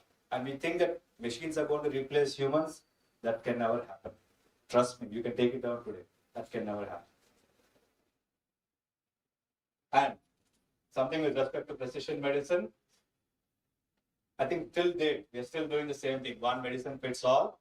Whereas now with all this omics and integration of technologies, we're able to tailor make drugs, design drugs based on your cellular components, meaning your cellular genetic profile, which is very much relevant. And how is AI changing this field? It is also helping your physicians to understand what kind of a problem you have. Is it in the initial stage, somewhat better stage, or advanced stage? And I can stop it based on by putting on trackers onto you, not like real hard trackers, but something can go into your fabric, something can be wearable, right? Something that is already built in your smartphone, like an app, which you can trigger and basically understand who you are. Your sweat profile can also build up this profile here, besides other kinds of information. That's a field where you integrate all of this. It's called big data analytics, wherein we are only not taking omics or our genetic or living information, but also getting the environmental effect on our body. And we are also looking at the smartphone technology, our TVs, that their influence on us, or the movie influence on us. And finally, whom we speak with, whom are we interacting with, what population set do we belong to. All of these are actually influencing us. So all of this is collected to understand a human being on a bigger scale, which is very much relevant and important today. You are a byproduct of all of this, not just you can have the same set of genes, but your phenotypes would change based on the environmental factor. Okay? And that can also change because based on digital health. Mendel only talked about these two. We are talking about even these two. It's even bigger. So we are kind of rewriting Mendel. So we are called Mendel juniors. Talk it on that level. So I'm sure you could be a Mendel sub-junior tomorrow. So that's pretty much there. Okay? But thanks to our computational advancements in several fields, but in terms of life sciences, this is where we are. Okay? And precision medicine, it's synchrony of several fields. One is personalized devices. Again, typical omics. Your engineering part, where you are designing structures using nanostructures, nanomedicine, nanotechnology. You're using something called regenerative medicine, using T cells and stem cell technologies. You're doing something called organs on a chip, wherein you're able to decode all the organs or information of the organs and put it on a small chip and do a lot of analysis, sitting in some part of the world. And we do something called 3D printing. Maybe in a couple of decades from now, you'll probably be able to replace your heart and lungs and whatever. So we are getting there. We are there. We are not there right now. Most of this is right now in the R&D phase right now.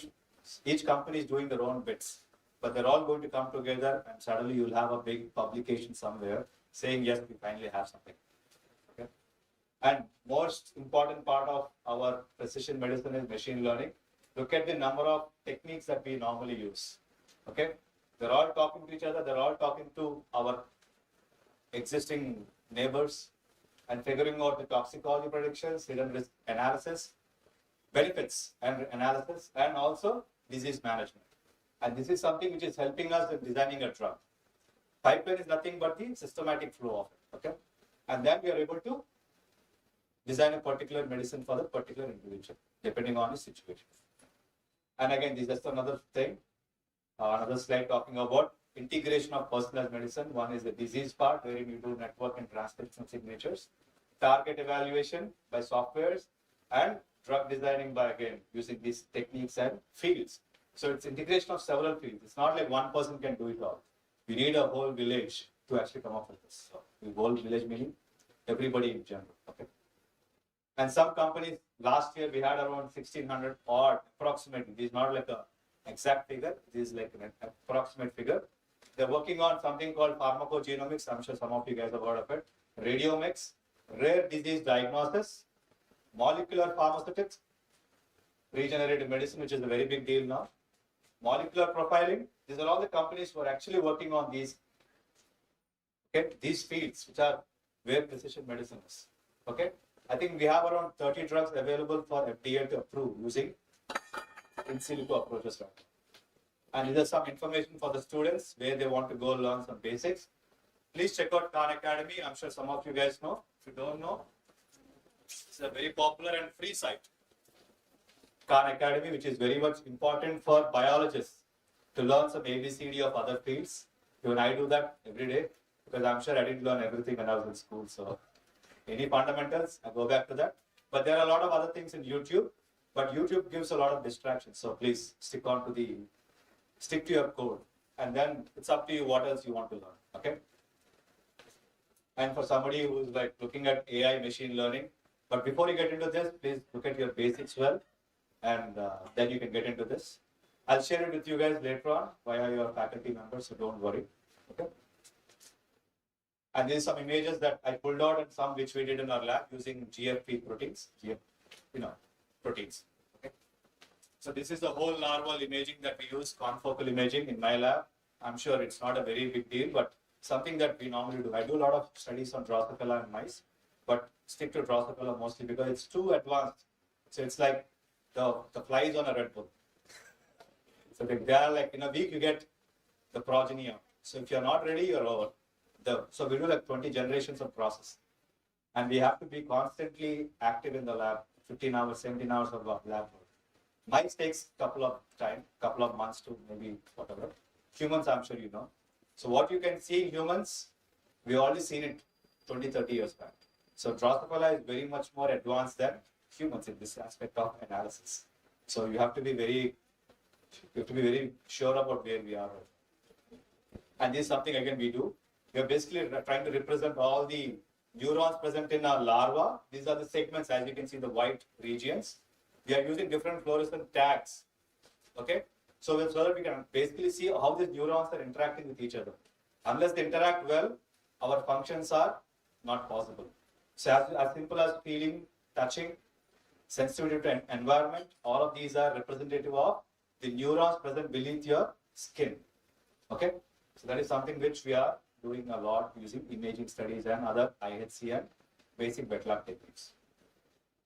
There's some references that I have. This is something which I constantly believe, wherein when you're exposed to a new experience, you will never be the same again. So when you say you, it means your mind. So the more you are exposed to new experiences in your life, whether it's good, bad, whatever, you will not act as if you didn't know anything, right? And you are open to challenges, you become more malleable, you become more flexible, and then you're probably like, yes, I can do it. And I was at your stage when probably 20 years back thinking, maybe I'm not so good at so many things, but today I stand before you doing the same thing, saying, yes, you are good at things, but you just have to push yourself. It's all about how much you're exposed to. And it depends on you, it depends on people neighboring to you. As I said, everything is basically you and your neighbors. That depends who you are. So keep that in mind when you're trying to pursue, especially something like science. because science is not easy, but at the same time it is not impossible. You just have to figure out how you have to do this in your own style. Don't copy anybody else, copy your own style. Okay? Be a master. Thank you so much. Any questions? I would be more than happy to.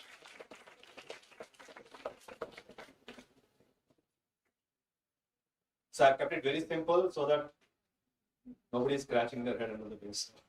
Any questions, feel free to ask. Ask. Just have an answer. Nowadays, everyone is thinking about the regenerative medicine. Yeah. So what is the scope of this regenerative medicine? So we are right now at the stage of partially regenerating parts of it, because I think only liver has the big capability. Other organs are still way behind. So they are using animal tissue. Like for example, pigs have been used very frequently. So there is one scientist by the name from Mayo Clinic. His name is Dr. Atala. He's been doing it for the past decade or so. It's not been so popular yet because I think we need integration of several fields to get about. But I think in a couple of years from now, I think we will be able to regenerate an organ completely. I think he's done it, but it's not been done on a huge scale where you can actually implant it because somebody has a defective organ. But it is going to be useful for people who accidentally have genetic errors. They're born with abnormalities. So it can be right away helpful to them. Because Elon Musk is implanting. I want a complete organ. I don't want implants. Or rather replace it. Because implants could cause something in the future. I don't know about today. But I would rather have it completely removed and replaced. That is much better. So I think he's done something with kidneys or liver, if I'm right. But I think they're getting slow with it. But R&D is a lot of R&D is happening. But I think the ethics is where we also have to be worried. This is a very big aspect of ethics. But I'm sure these guys will be seen in the near future. Yeah, some of them could be actually getting into it. It's a beautiful field where we meet a lot of fields, people from other fields. But we need to know more than what we know. Just trust me. Nobody is king of this field. It's obviously a group of smart people coming together trying to do something good for the society. Thank you. Any questions? Simple questions? As in, how did I get to the US, or how did I finish my master's, or how did I grade well? Feel free, I don't have any inhibitions here. So. Yeah, lost it. you please share it. Yeah, so Better that. I was a backbencher in college, so I think we'll stop recording. Just kidding. So I was a backbencher in college. I was sitting on the last row with one book for all the subjects writing. So I accidentally fell into AU. I got 7th rank. That was okay. It showed that those days we had different exams for different. So when I wrote the OSCE exam, that's when I felt I knew something. So when I got into masters, or when I got a lot more confidence saying, okay, now I belong. And the good part was AU started a new program called, back then, 2003, it was called molecular genetics. Something advanced from subshoot of genetics, but a little bit more advanced. So that's when we got exposed to something called omics. That was in 2003. I had no idea about what it was. But when I did a project in bioinformatics. So my mentor was from, so I did it in Chennai, in a hospital. But the lady who mentored me, she was from IISc. Dr. Komal Valli. She had a PhD in bioinformatics. I didn't know that bioinformatics was a field. And I didn't know IISc. I didn't have any idea about these central government institutes back then. So that was the egg that I was living in, sitting in Visakhapatnam, Andhra University. So lack of guidance obviously was one reason, but second thing, lack of exposure also. But then thanks to her, she motivated me to go to the US. So I did a brief project on breast cancer because my grandmom passed away of breast cancer. Strong woman.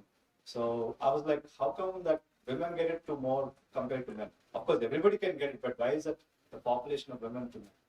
So it kind of personally motivated me to understand the genetics of it, and obviously bioinformatics came into play, and that's when I chose the program called bioinformatics in US.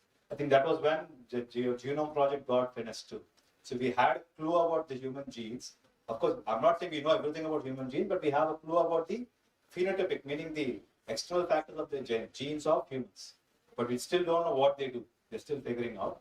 So then these databases came, and then that's when I did my program, and I started using the applications of bioinformatics. Even when I did a master's in bioinformatics, I had no clue. Trust me, I was still trying to understand the basics. So when I say that I didn't have any background in maths, because just like you guys, 5P6 student, so no computers, no maths. I went there, lot of self-study, trust. Lot of hard work, lot of self-study, motivation more important. Then everything will follow. Everything is like falling behind the engine. Then I wanted to do some lab rotations. I went into cancer biology, I did into biochemistry of aging. And that's when I realized that our applications of bioinformatics is more than what I understood or figured out. And then I went into something called developmental biology, where genetics was a big time player. And obviously with the computation experience, I was doing a lot of programming by then. So that helped me get into a program in PhD.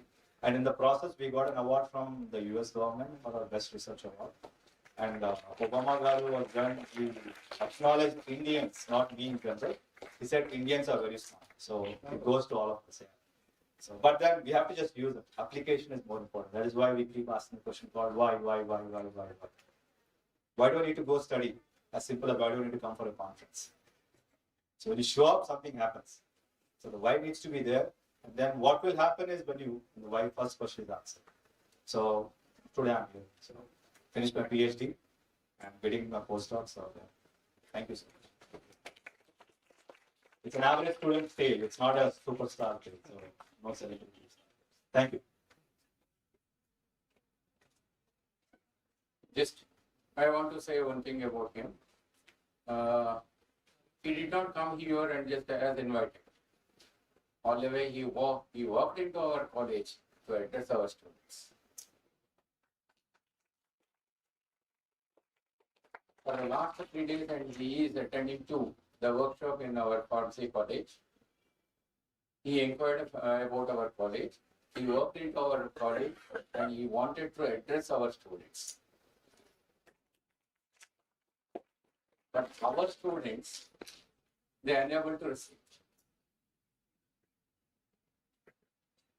That is a sad part of the story. Right? Right. Let us start our change. Right, thank you.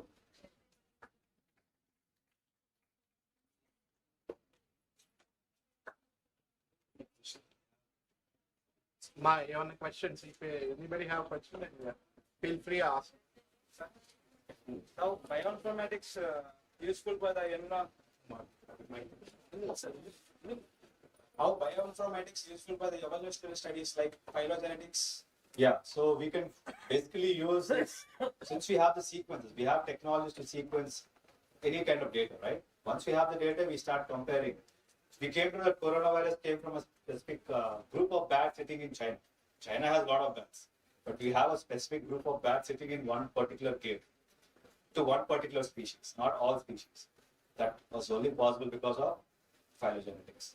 And once you start comparing, you know who we are, where we came from, etc.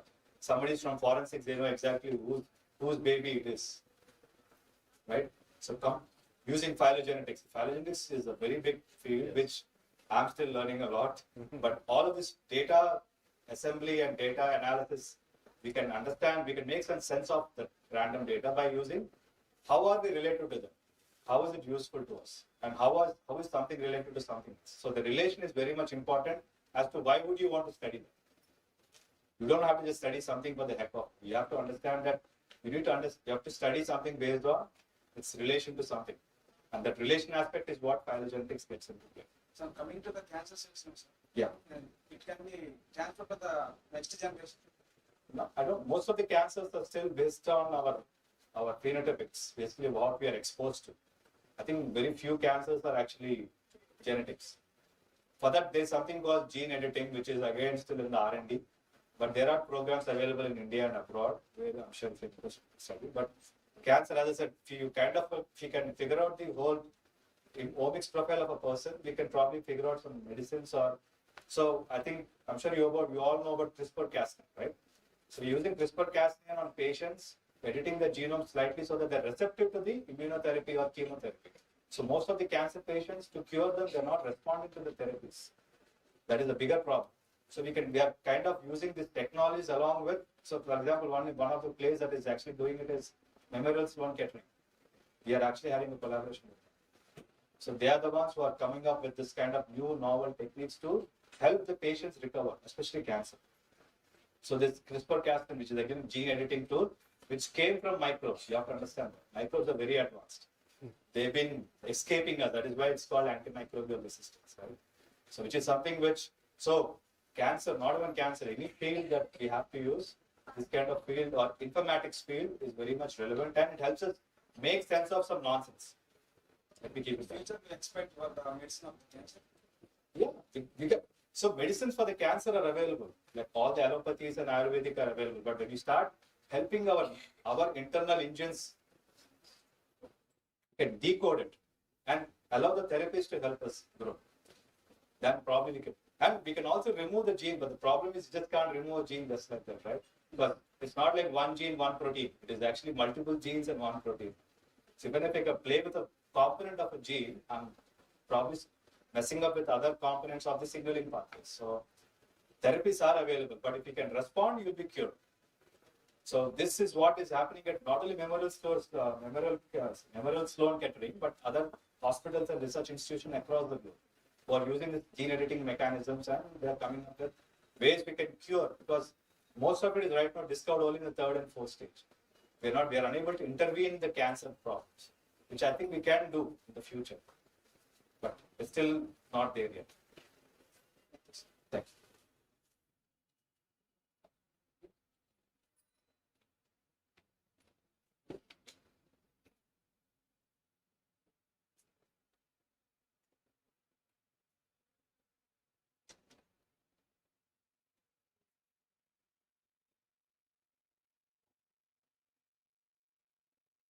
Good afternoon, sir. This is Nausheen Sultana from Maristella College.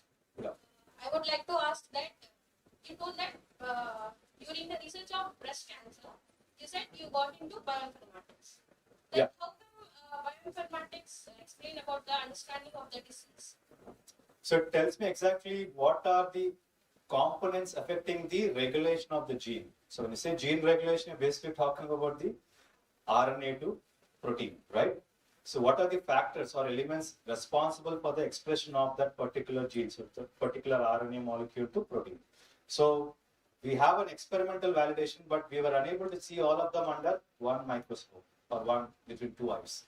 So this kind of put everything into perspective. So I think I was working on this particular cancer gene called NM23, which is actually important, which is a very important cog in, I think it's infiltrating ductal carcinoma, which is where most of the women suffer from, especially cancerous women. So I saw around 13 components, I would say they are called the receptor regions which are upstream and downstream of that particular gene that are actually influencing the expression of that particular gene. So when the receptor regions are messed up or not working well or abnormal, then this gene will obviously behave in an abnormal way. So that is something which I learned. It opened my eyes to what more could we do. So the medicines that we can design is based on how these expression factors are messing with the expression of our genes. What is influencing what is what, where you can crack down that puzzle. Okay? Yeah. Thank you.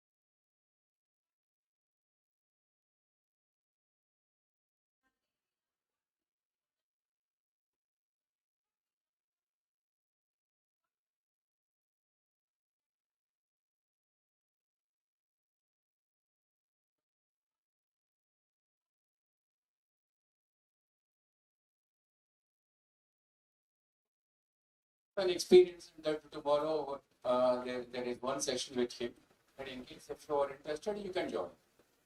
Right? Right. Okay.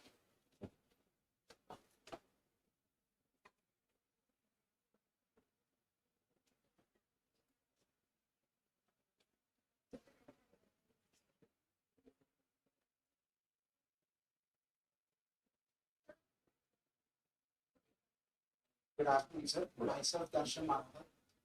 This is not a question. I just want to thank you. Actually, this is the second time I'm hearing to your talk. Previously in Laila College, I've heard about Thank it. With your inspiration, I started learning few technical courses. And Wow. I just want to thank you. Deeply appreciate it. Thank you, sir.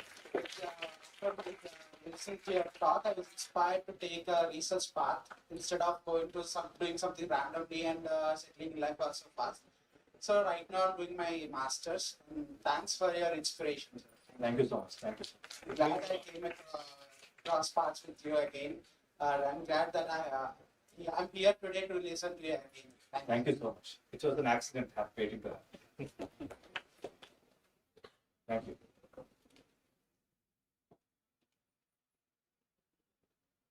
Pleasant good afternoon, sir. Myself, Maita, I'm from Biotech. This is my second session, sir. మీరు already ఎస్డిఎంఎస్ college లో 2 years back చెప్పినప్పుడు we listened about Okay. genetics. So now today you came with bioinformatics and cancer cells. It is very privileged to know about you, sir. And my question is there any connection between bioinformatics through drug repurposing? Repurpose. So that particular slide I can show you that.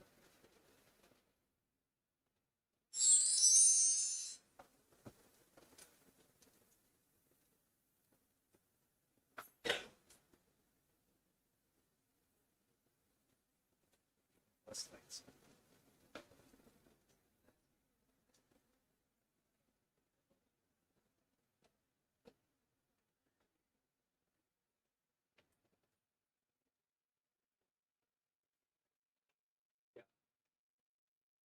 So your question was genetics and repurposing. So if you see this particular pyramid, recycle pyramid or the cycle of pyramids, this is already being done by people. One aspect of all the risk genes that we know, typical scientists, they would know the risk genes, human genetics scientists.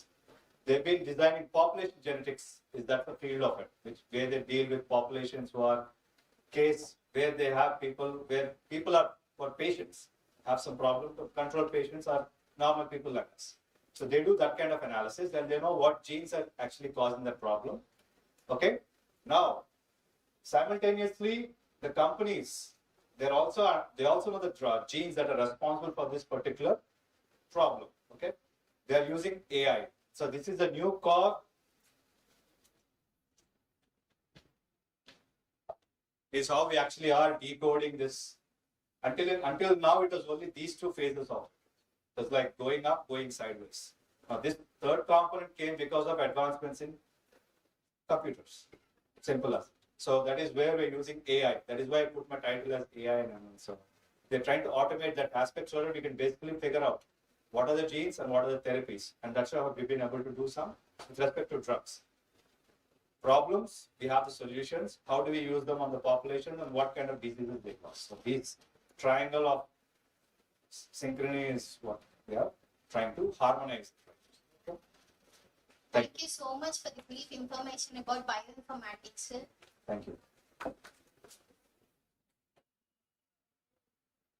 Good afternoon, sir. Good afternoon. And thank you for coming here, sir. Thank you. Actually, before 2 years, I heard your speech. You actually inspired me to join in biotechnology. Oh, okay. In Women's College, you gave me speech, sir. Thank you. Thank you. I didn't know what to do after by this intern, sir. So, Okay. there's actually So I spoke to you at school. Okay. intern, sir. Inter, yeah. Came to the Inter. Sir, my question is it possible to know before a disease comes per person? Can we predict what can happen to a person, which disease can affect him using these tools? Yeah, once I know your genetic copy, I have to decode it. Obviously, we need to sequence your genetic material, and that's when I can predict. That's where AI is again coming into play. Okay, so I know exactly what your genes could do to you because you may have a history of it. So I know about your family's genetics. I know about the environment you're living in, what is your lifestyle in general, daily lifestyle, and also your other kind of habits, your digital health and everything. That's what I was like. So showing you the whole umbrella of things, which will actually affect you, not today, not 1 month, but maybe a couple of years too, even for your progeny too. They could be affecting your next generations too. So this kind of prediction analysis is where we are using statistics, which is again one beautiful field of maths. Can we also design medicine based on their genes? It's more like changing your habits would actually be a medicine in that case. Unless you really have a problem now, you could do some therapeutics on it, but meaning the companies.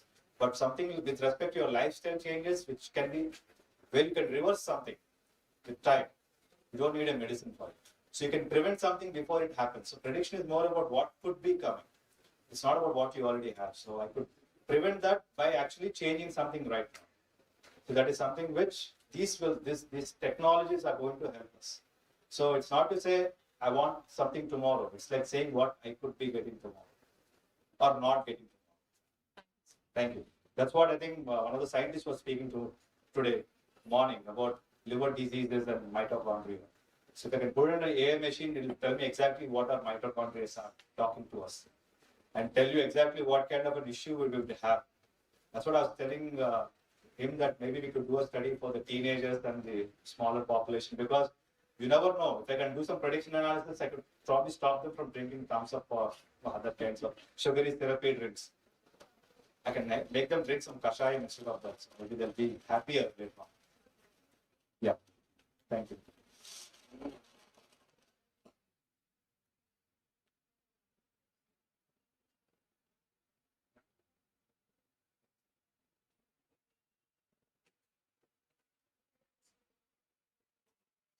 I'd like to thank for the directors. Yeah. Make this wonderful things. My question is, after coming to bioinformatics, is there any like workshops, sort of Workshops. Workshops are been, you mean to say projects, right? Projects, yeah, there's a site called Kaggle. So not particularly bioinformatics, but informatics. Okay, that is one thing. But if you have to do some computation analysis on biology related projects, you have to talk to people like Dr. From University of Hyderabad or CCMB or ICER or any other university or research organization, because they have a lot of projects. Trust me. Are you willing to go and use your computational methodologies on the projects? I'm sure they would be, you have to write to them, and I'm sure you'll get a chance to explore. That is how I explore. I fell into these things by actually putting my skills to test. Knowing and understanding is one aspect, but applying is the next level. That's the difference between knower and educator, or education and experienced or professional. So education is one aspect which I'm sure you're getting now, but professional is where you actually know how to apply them, and that will benefit everybody, not you and me alone, but everybody. So you should apply for projects, email him because he's sitting right here. He's one, but you can apply even to his neighboring labs. So everybody is willing to take. So I was asked to come to TIF a couple of months back. I couldn't go because of other reasons, but they wanted somebody with bioinformatics experience, gene sequencing analysis. There was somebody from IIT Madras. They were asking for somebody who has master's degree in bioinformatics with expertise in gene sequencing technology analysis, next gen sequencing analysis. They were willing to pay around 90,000 per month. So there are opportunities, because elderly people will not learn now. My boss does not know bioinformatics. He's hired me. I'm the one who's taking care of it. Similarly, you are the young guns, you need to blaze away.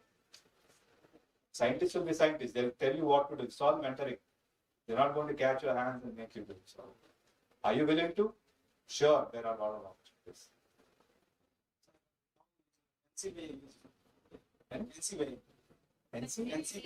NCBI is a warehouse for all biological information, protein, genes, information regarding the literature. A lot of popular journal information is present there. A lot of tools are there to analyze it, right? Both DNA, RNA, protein is there. A lot of whole genome information is present there from different organisms. And they also have tutorials as to how to use it. I can only teach you a couple of them, but remaining ones you can learn on your own if you have a computer. So it's all about, are you willing to invest in a computer and internet? And major thing is put time aside. And I'm sure you'll find a way. And I recently came into contact with somebody from Novartis campus, Novartis Hyderabad. He's the drug developmental scientist in Novartis. Do you know the amount of money he makes? Just because I'm sure you guys are all about money. That's your age, and I can totally believe in that. A lot of people in science think we make little money. Okay, I'll give you two people. One is from India, one is from abroad. Who is my colleague from India? I met him. He's my very senior guy. But do you know the amount of money he makes? Anybody, give me one from left, one from right, and I'll tell you how much he makes. You can answer the one. You're standing, sir. 4 lakhs. 4 lakhs.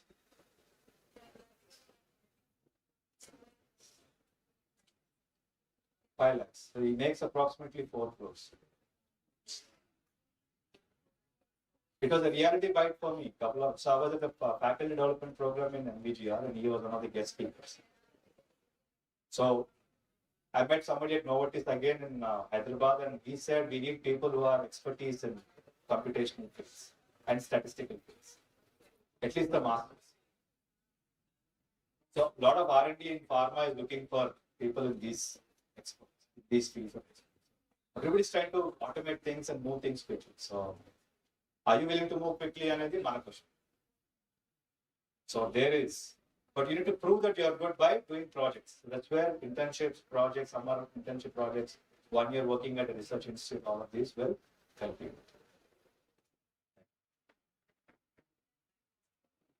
Good afternoon, sir. My name is Shivanagar.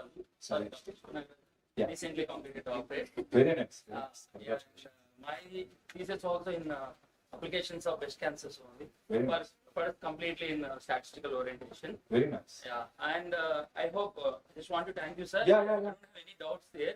I'm very clarity about Yeah, that. it's a very basic level, so I'm sure you are better than me. Yeah, that's fine, sir. But students, I just want to tell you here, because మేము క్లాస్లో ఉండి ఎన్నిసార్లు మీకు చెప్పిన statistics importance especially biometrics అనేది మీరు చాలా తేలిగ్గా తీసుకుంటారని తెలుసు నాకు. బట్ ఈ ప్రజెంటేషన్ తర్వాత I hope definitely you change. We have a lot of opportunities because Sir has told me very clearly about like Novatics, not only Novatics, and you have the many more companies like Dr. Reddy Laboratories and NSTPLS and so many organizations. They recruit statisticians and bioinformatics. Okay, I hope you will take this chance and you will prepare. And also, I'll tell you one more thing. And for the students you currently in the final year. Is that final student? Yeah, you also can write the IIT exam for getting into IITs. You have an opportunity to join masters in biotechnology in IITs. I hope you can do that chance and then masters in IITs. Also in like central universities, you have CUT exam, Central Universities Entrance Test. Okay, you can get better opportunities in bioinformatics also. Okay, thank you, sir. Thank you. Sir, I have a question. It's online question. Yeah. Oh, it's online. Okay. Yes, sir. Saraji, he is a Noman. Oh, very nice. Very nice. Saraji. He asked me one question and presented to you. When we are predicting diseases using machine learning, algorithms, and models using raw data from sites like Google, how far they are precise and accurate? So AI is learning. As and when we are using AI, it starts to learn. As I said, it has 3 stages. One is unsupervised, supervised, and reinforced. So using these 3 modalities or these concepts, it's actually the machine is learning. Once it starts to,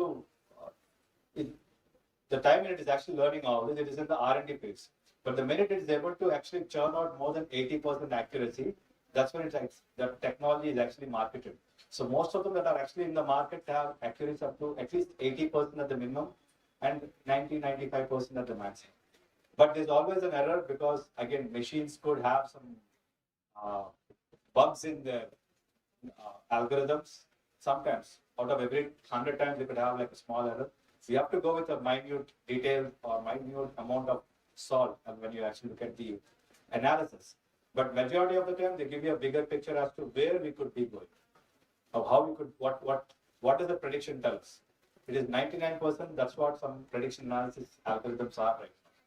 But at the minimum, at least 80-70%, and they're getting better as and when we constantly put in more data into them. So the more data they read, the more accurate they become. So that's why these technologies are becoming such a big deal and every company is trying to adopt them as and when we speak in different frontiers of our life. Thank you, sir. Thank you so much. A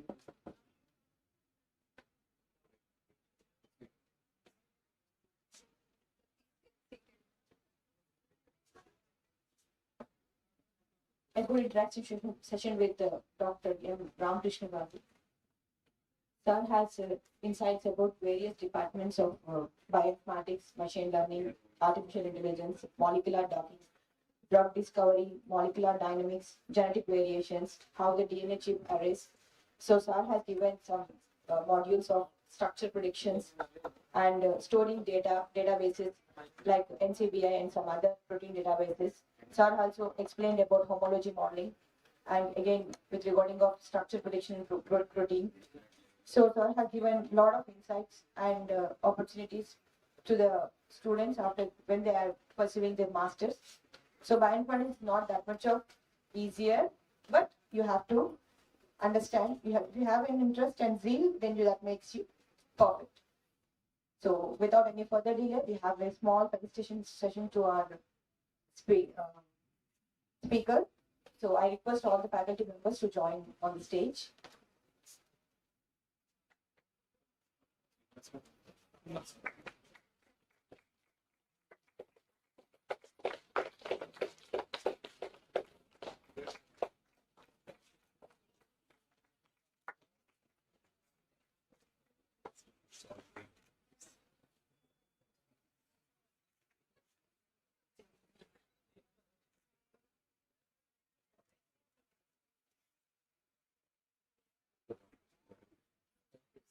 I hope it was. You've taken it,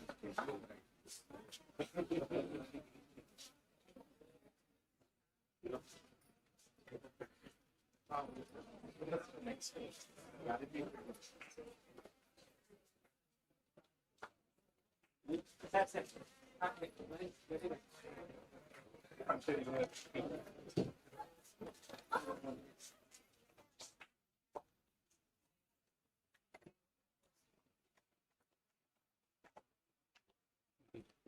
ఈ 2 days ని sum up చేశారు అసలు నేను break session late తరున్నదిగా మొత్తం from the beginning next to happy that we using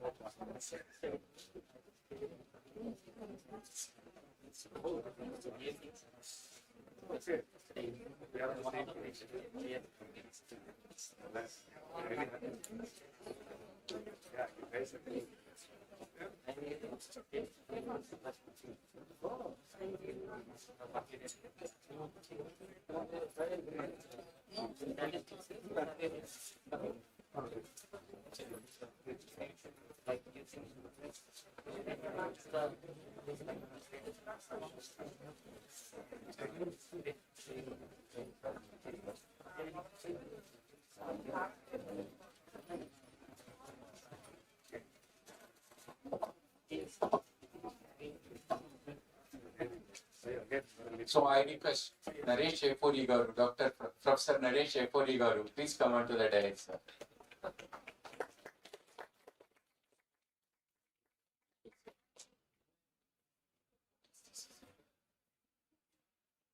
May I request Dr. M. Ramakrishna Garu, please come on to the dais, sir.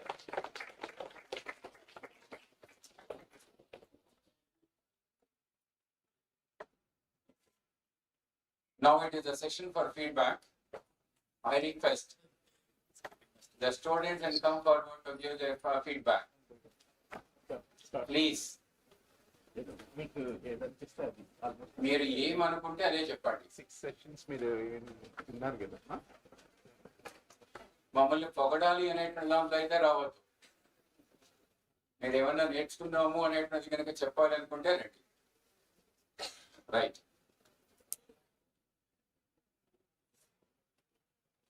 Good afternoon, everyone. My name is A. Shivani. I'm from BSc Mathematics second year. So, from these 2 days, I have learned a lot. We don't think much about these scientific researches, whatever topics we heard from these 2 days. We don't think that much, okay? So, whatever we learn that and leave it. We don't go deep into the topic. So, from these 2 days, I have heard like 7 different topics, different research options, like how deep they are, how whatever we got to know. It is very, what can I say, it is very inspiring for me. Now I have several ideas for me to go on in the future. I know I can do something related to these topics, or can take something from this and do something original. And I thank this college for giving us this wonderful opportunity to learn something which is incredible, and also knowing that these recent scientific developments, whatever these are taking in our industry. So I thank all the management, director sir, who organized this event, and thank you.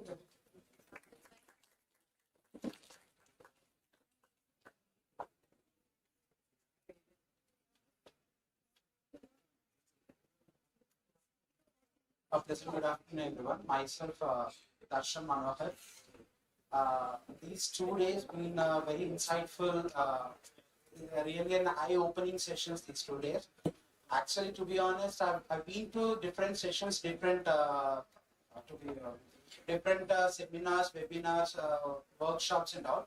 But these 2 days been very interesting. I'm speaking out of my heart, not to just as director sir చెప్పినట్టు పొగడడానికి కాదు కానీ these 2 days been really interesting. The research persons and their talks have inspired me personally to achieve my goals. ఇప్పుడు ఈ 2 రోజులు కూడా I just want to talk in Telugu, sorry.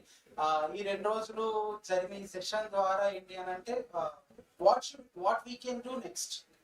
I'm studying my masters in microbiology, MSc in microbiology. So what can I do next? So basically, with limited, I came here with a limited knowledge, and now I can leave this seminar hall with lots of new things I've learned. Chala extreme level lo ninna related to cancer or mitochondrial studies and bioinformatics studies. ఇవన్నీ కూడా చాలా inspiring గా అనిపించాయి మాకు. కొత్త concepts, not regular గా ఎప్పుడు మేము చదివే డిఫరెంట్ మేము రెగ్యులర్ గా వినేవి కాకుండా కొత్తగా అనిపించింది ఈ సెషన్స్ అన్ని కూడా మాకు. And I really thank management and directors and everyone who are behind this seminar for arranging this and giving us an opportunity to be the part of this seminar. Thank you, sir.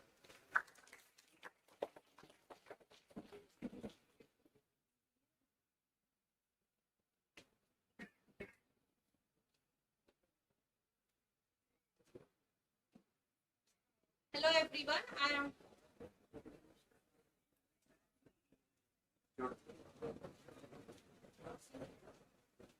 Hello everyone, I am Nausheen, as I introduced before itself.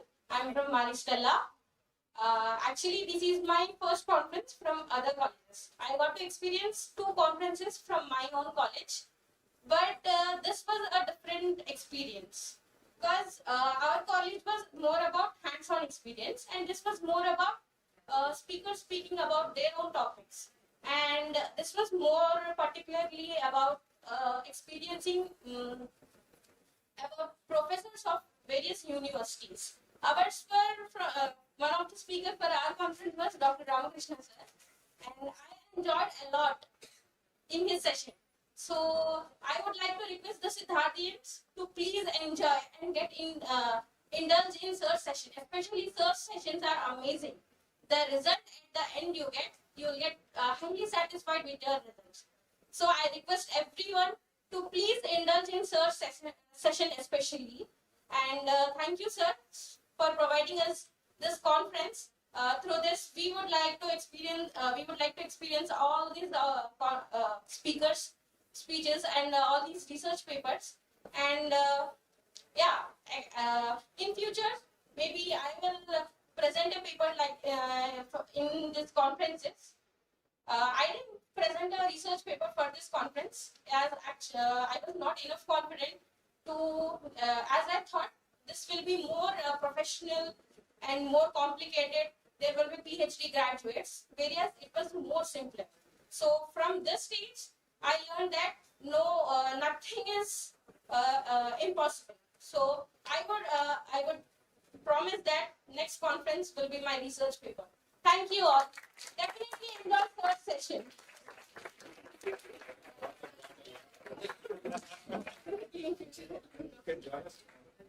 Yes, I will. Thank you, sir.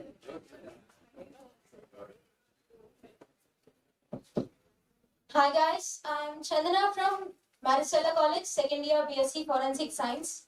And this is my second national conference actually apart from ANU.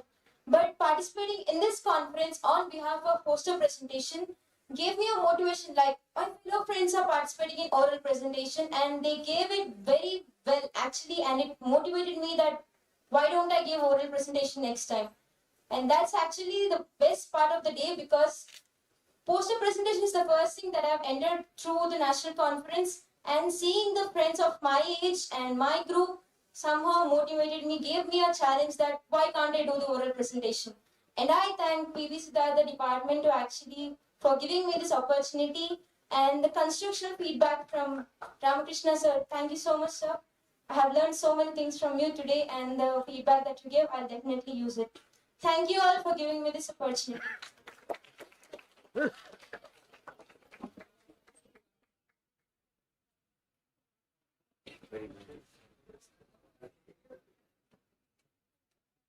So good afternoon everyone. I'm Monica from Siddhartha Pharmacy College.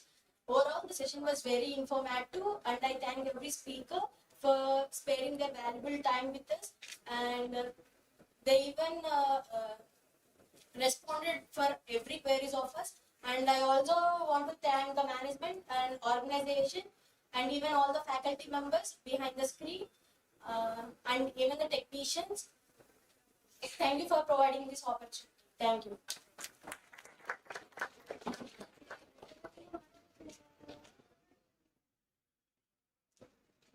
Why only girls?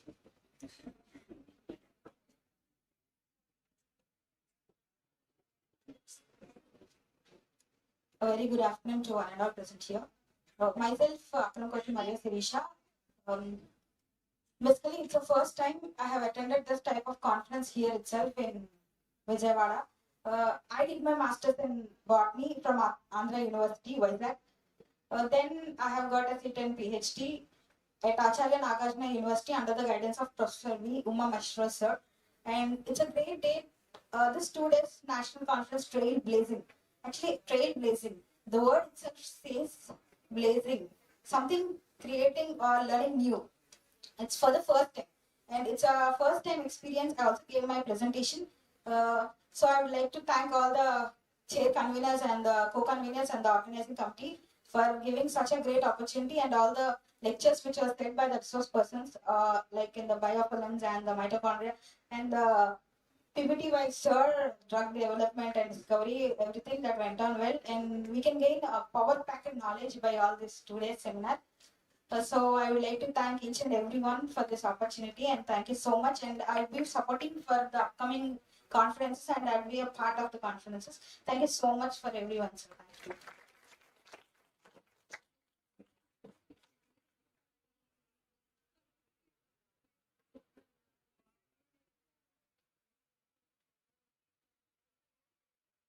Good afternoon, everyone.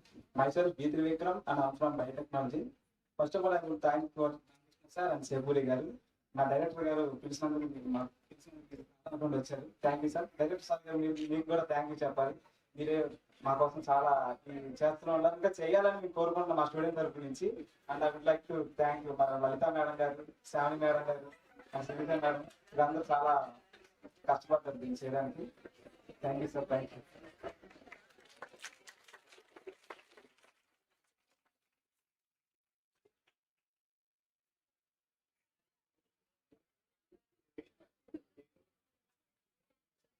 Yeah, the objective behind this is a conference. We wanted to expose our students, not only students of PV Siddhartha College of Arts and Science, And whoever is pursuing biology, they should be exposed to the new horizons. That is our aim. So I hope and we fulfilled that aim with all your feedback. Right? Thank you. On the remaining session.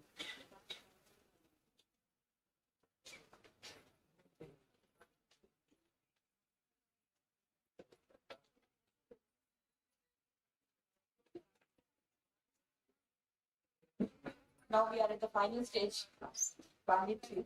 So here, from the last 2 days, we have conducted 2-day national conference on trailblazing pathways in life sciences successfully by having the sessions, 7 different sessions we have. Firstly, we have talked about our chief guest, Dr. Y.V. Nancharaya Garu. He said about microbial communities and sustainable development. And next we have Professor Nagmohan Garu from BITS Pilani. So he talked about different variants, potentials, and disease susceptibility. Next one, in the third session, we have a good speaker here, Dr. Kishori Garu, JK. He's from industrial background. So he talked about CRT cell therapy and a revolutionary cancer treatment. And we also have one more interesting session by Dr. Shivkumar Garu from IISCR Tirupati. So he does transcriptional respiratory by NFKV in cancer cells. Most of our talks, sessions we have covered cancer biology, and we also have one more interesting topic, that is restoring biometric vision in hydrogel. So morning we have a wonderful session by Dr. B. Kiran Kumar Garu from CSIR and CCMB, and we also have one more interesting topic with regarding of mitochondria is an interorganelle communications by Dr. Naresh Sepuri Garu, University of Hyderabad. And we not the least, we have Dr. M. Ramakrishna Garu said about different bioinformatic techniques and AI and ML, how they are trending today, and lot of insights by having all the sessions. Mostly you have a lot of inputs, students of various departments and participants, and from our college students like botany, zoology, and biotechnology. All the year students have got a little bit of idea about what trailblazing means, and in the sense, in this particular session mainly gives you a lot of inputs with regarding of your future career prospects. So most of you people don't know about life sciences. It's simple how we have to get a good opportunity, but here these resource persons have given a path, and they have just guided us, and we have to apply. And as earlier sir mentioned about how this you have to apply your knowledge, so you stay on that and you have a good future.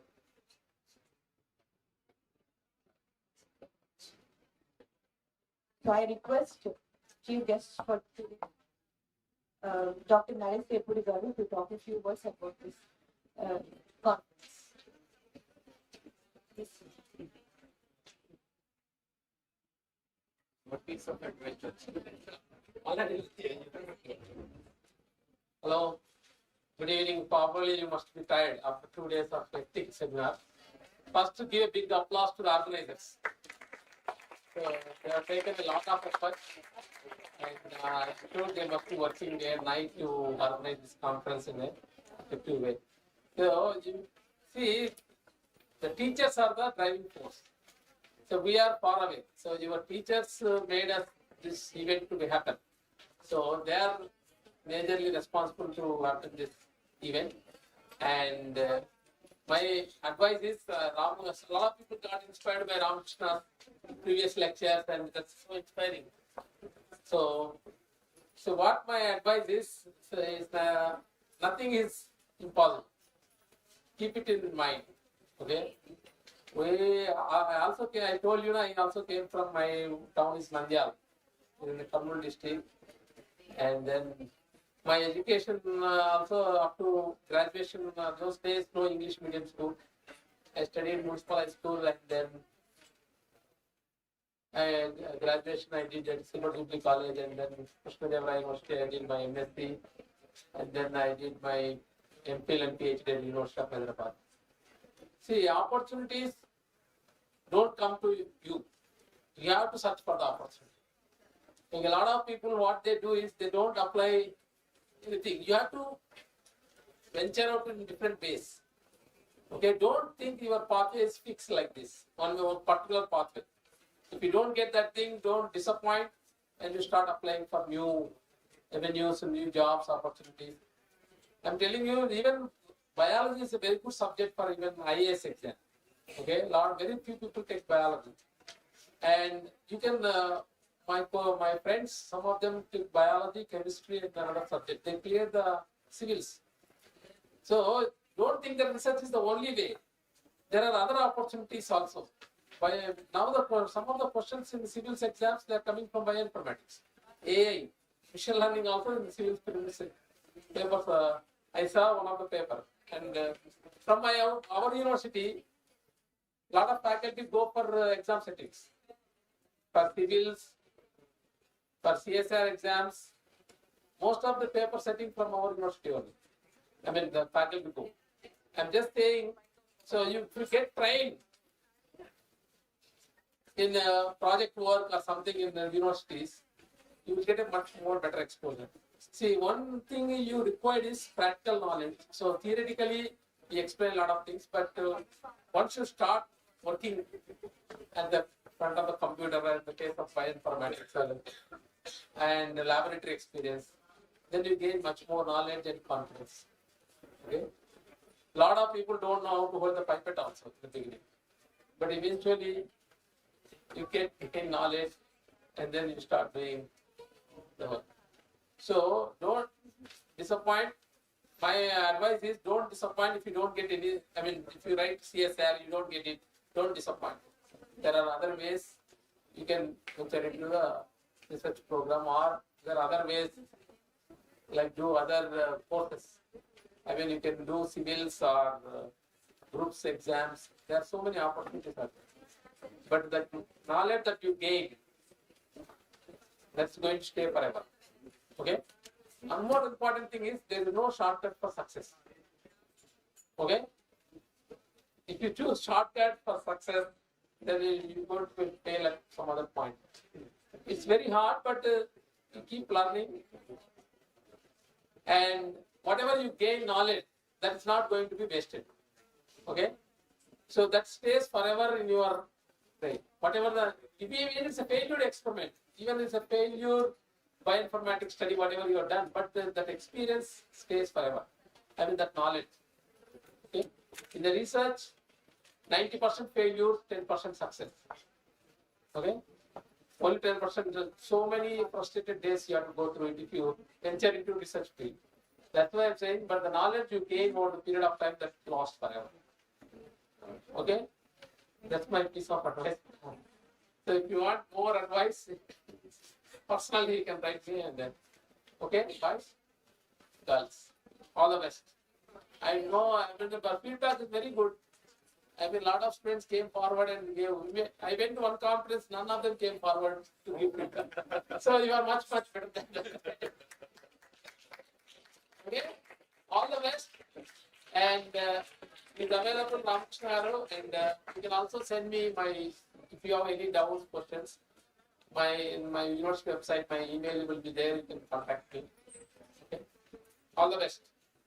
Sir, we take your suggestions for internship. Yeah, 1 or 2% required send them to your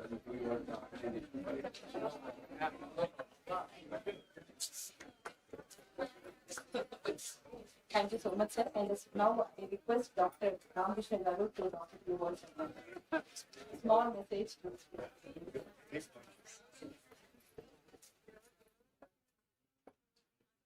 It's going to be very short and sweet, so you have to hear.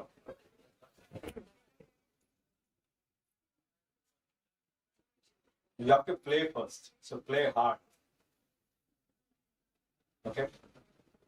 You have to eat really well. So eat hard. అంటే పిచ్చి తిల్లు కదా మంచిది time and these two will definitely correlate with working hard. So that's pretty good. So that's the way to go about it. The more you work, the more you play, the more you sing, the more you have fun, meaning having fun in a healthy way, that's going to help your brain grow.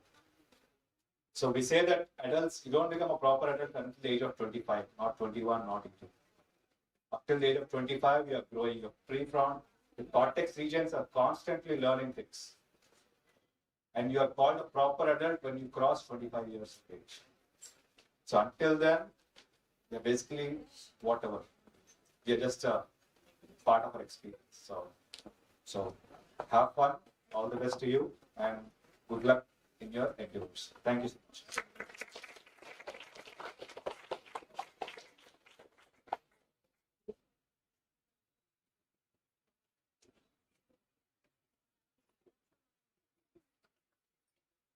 Now, vote of thanks by Dr.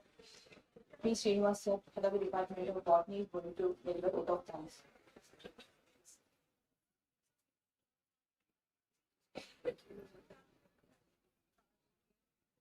Thank you, Lalita, madam. So, once again, and good evening to one and all. Battery so, thank you. This that cannot be seen and touched. It must be felt by in our heart. So, thank you, one and all. I feel honored and privileged to get the opportunity to propose the vote of thanks in this 2 days national conference. I would like to thank all the honorable delegates who blessed us and their presence. I also thank all the invited speakers and guests. Words are not enough to thank their support and encouragement. On behalf of the organizing committee, I convey my deep regards and heartfelt thanks to our honorable director, sir. None other than to this, you all know that for the last 2 days, worked very hard. And you give a big applause to this, our beloved director, sir. I also thank you to our principal, Dr. M. Ramesh Garu, and Dean Rajesh C. Jampala Garu, and our vice principal, madam, Dr. Manoranjali Garu. My special thanks to our chief patrons of this conference, and my sincere thanks to all the faculty, my colleagues, and other friends, non-teaching staff members, who always stand by us and motivating us. I feel proud and thankful to each one of you for making the event a grand success. I'm very much thankful to all the students, not only to this in the college and the outside college students also. And deeply, especially, I'm very thankful to each and every one of you. At the end, I would like to thank each one of in this participate in this conference and making this conference very successful. Thanks to each one and all. And a special thanks to Dr. Vijay Saradi Garu, maybe he's in Muscat, and the entire program, and arranged and meticulously, systematically moving in his blessings. Thanks to each and every one of. Thank you so much.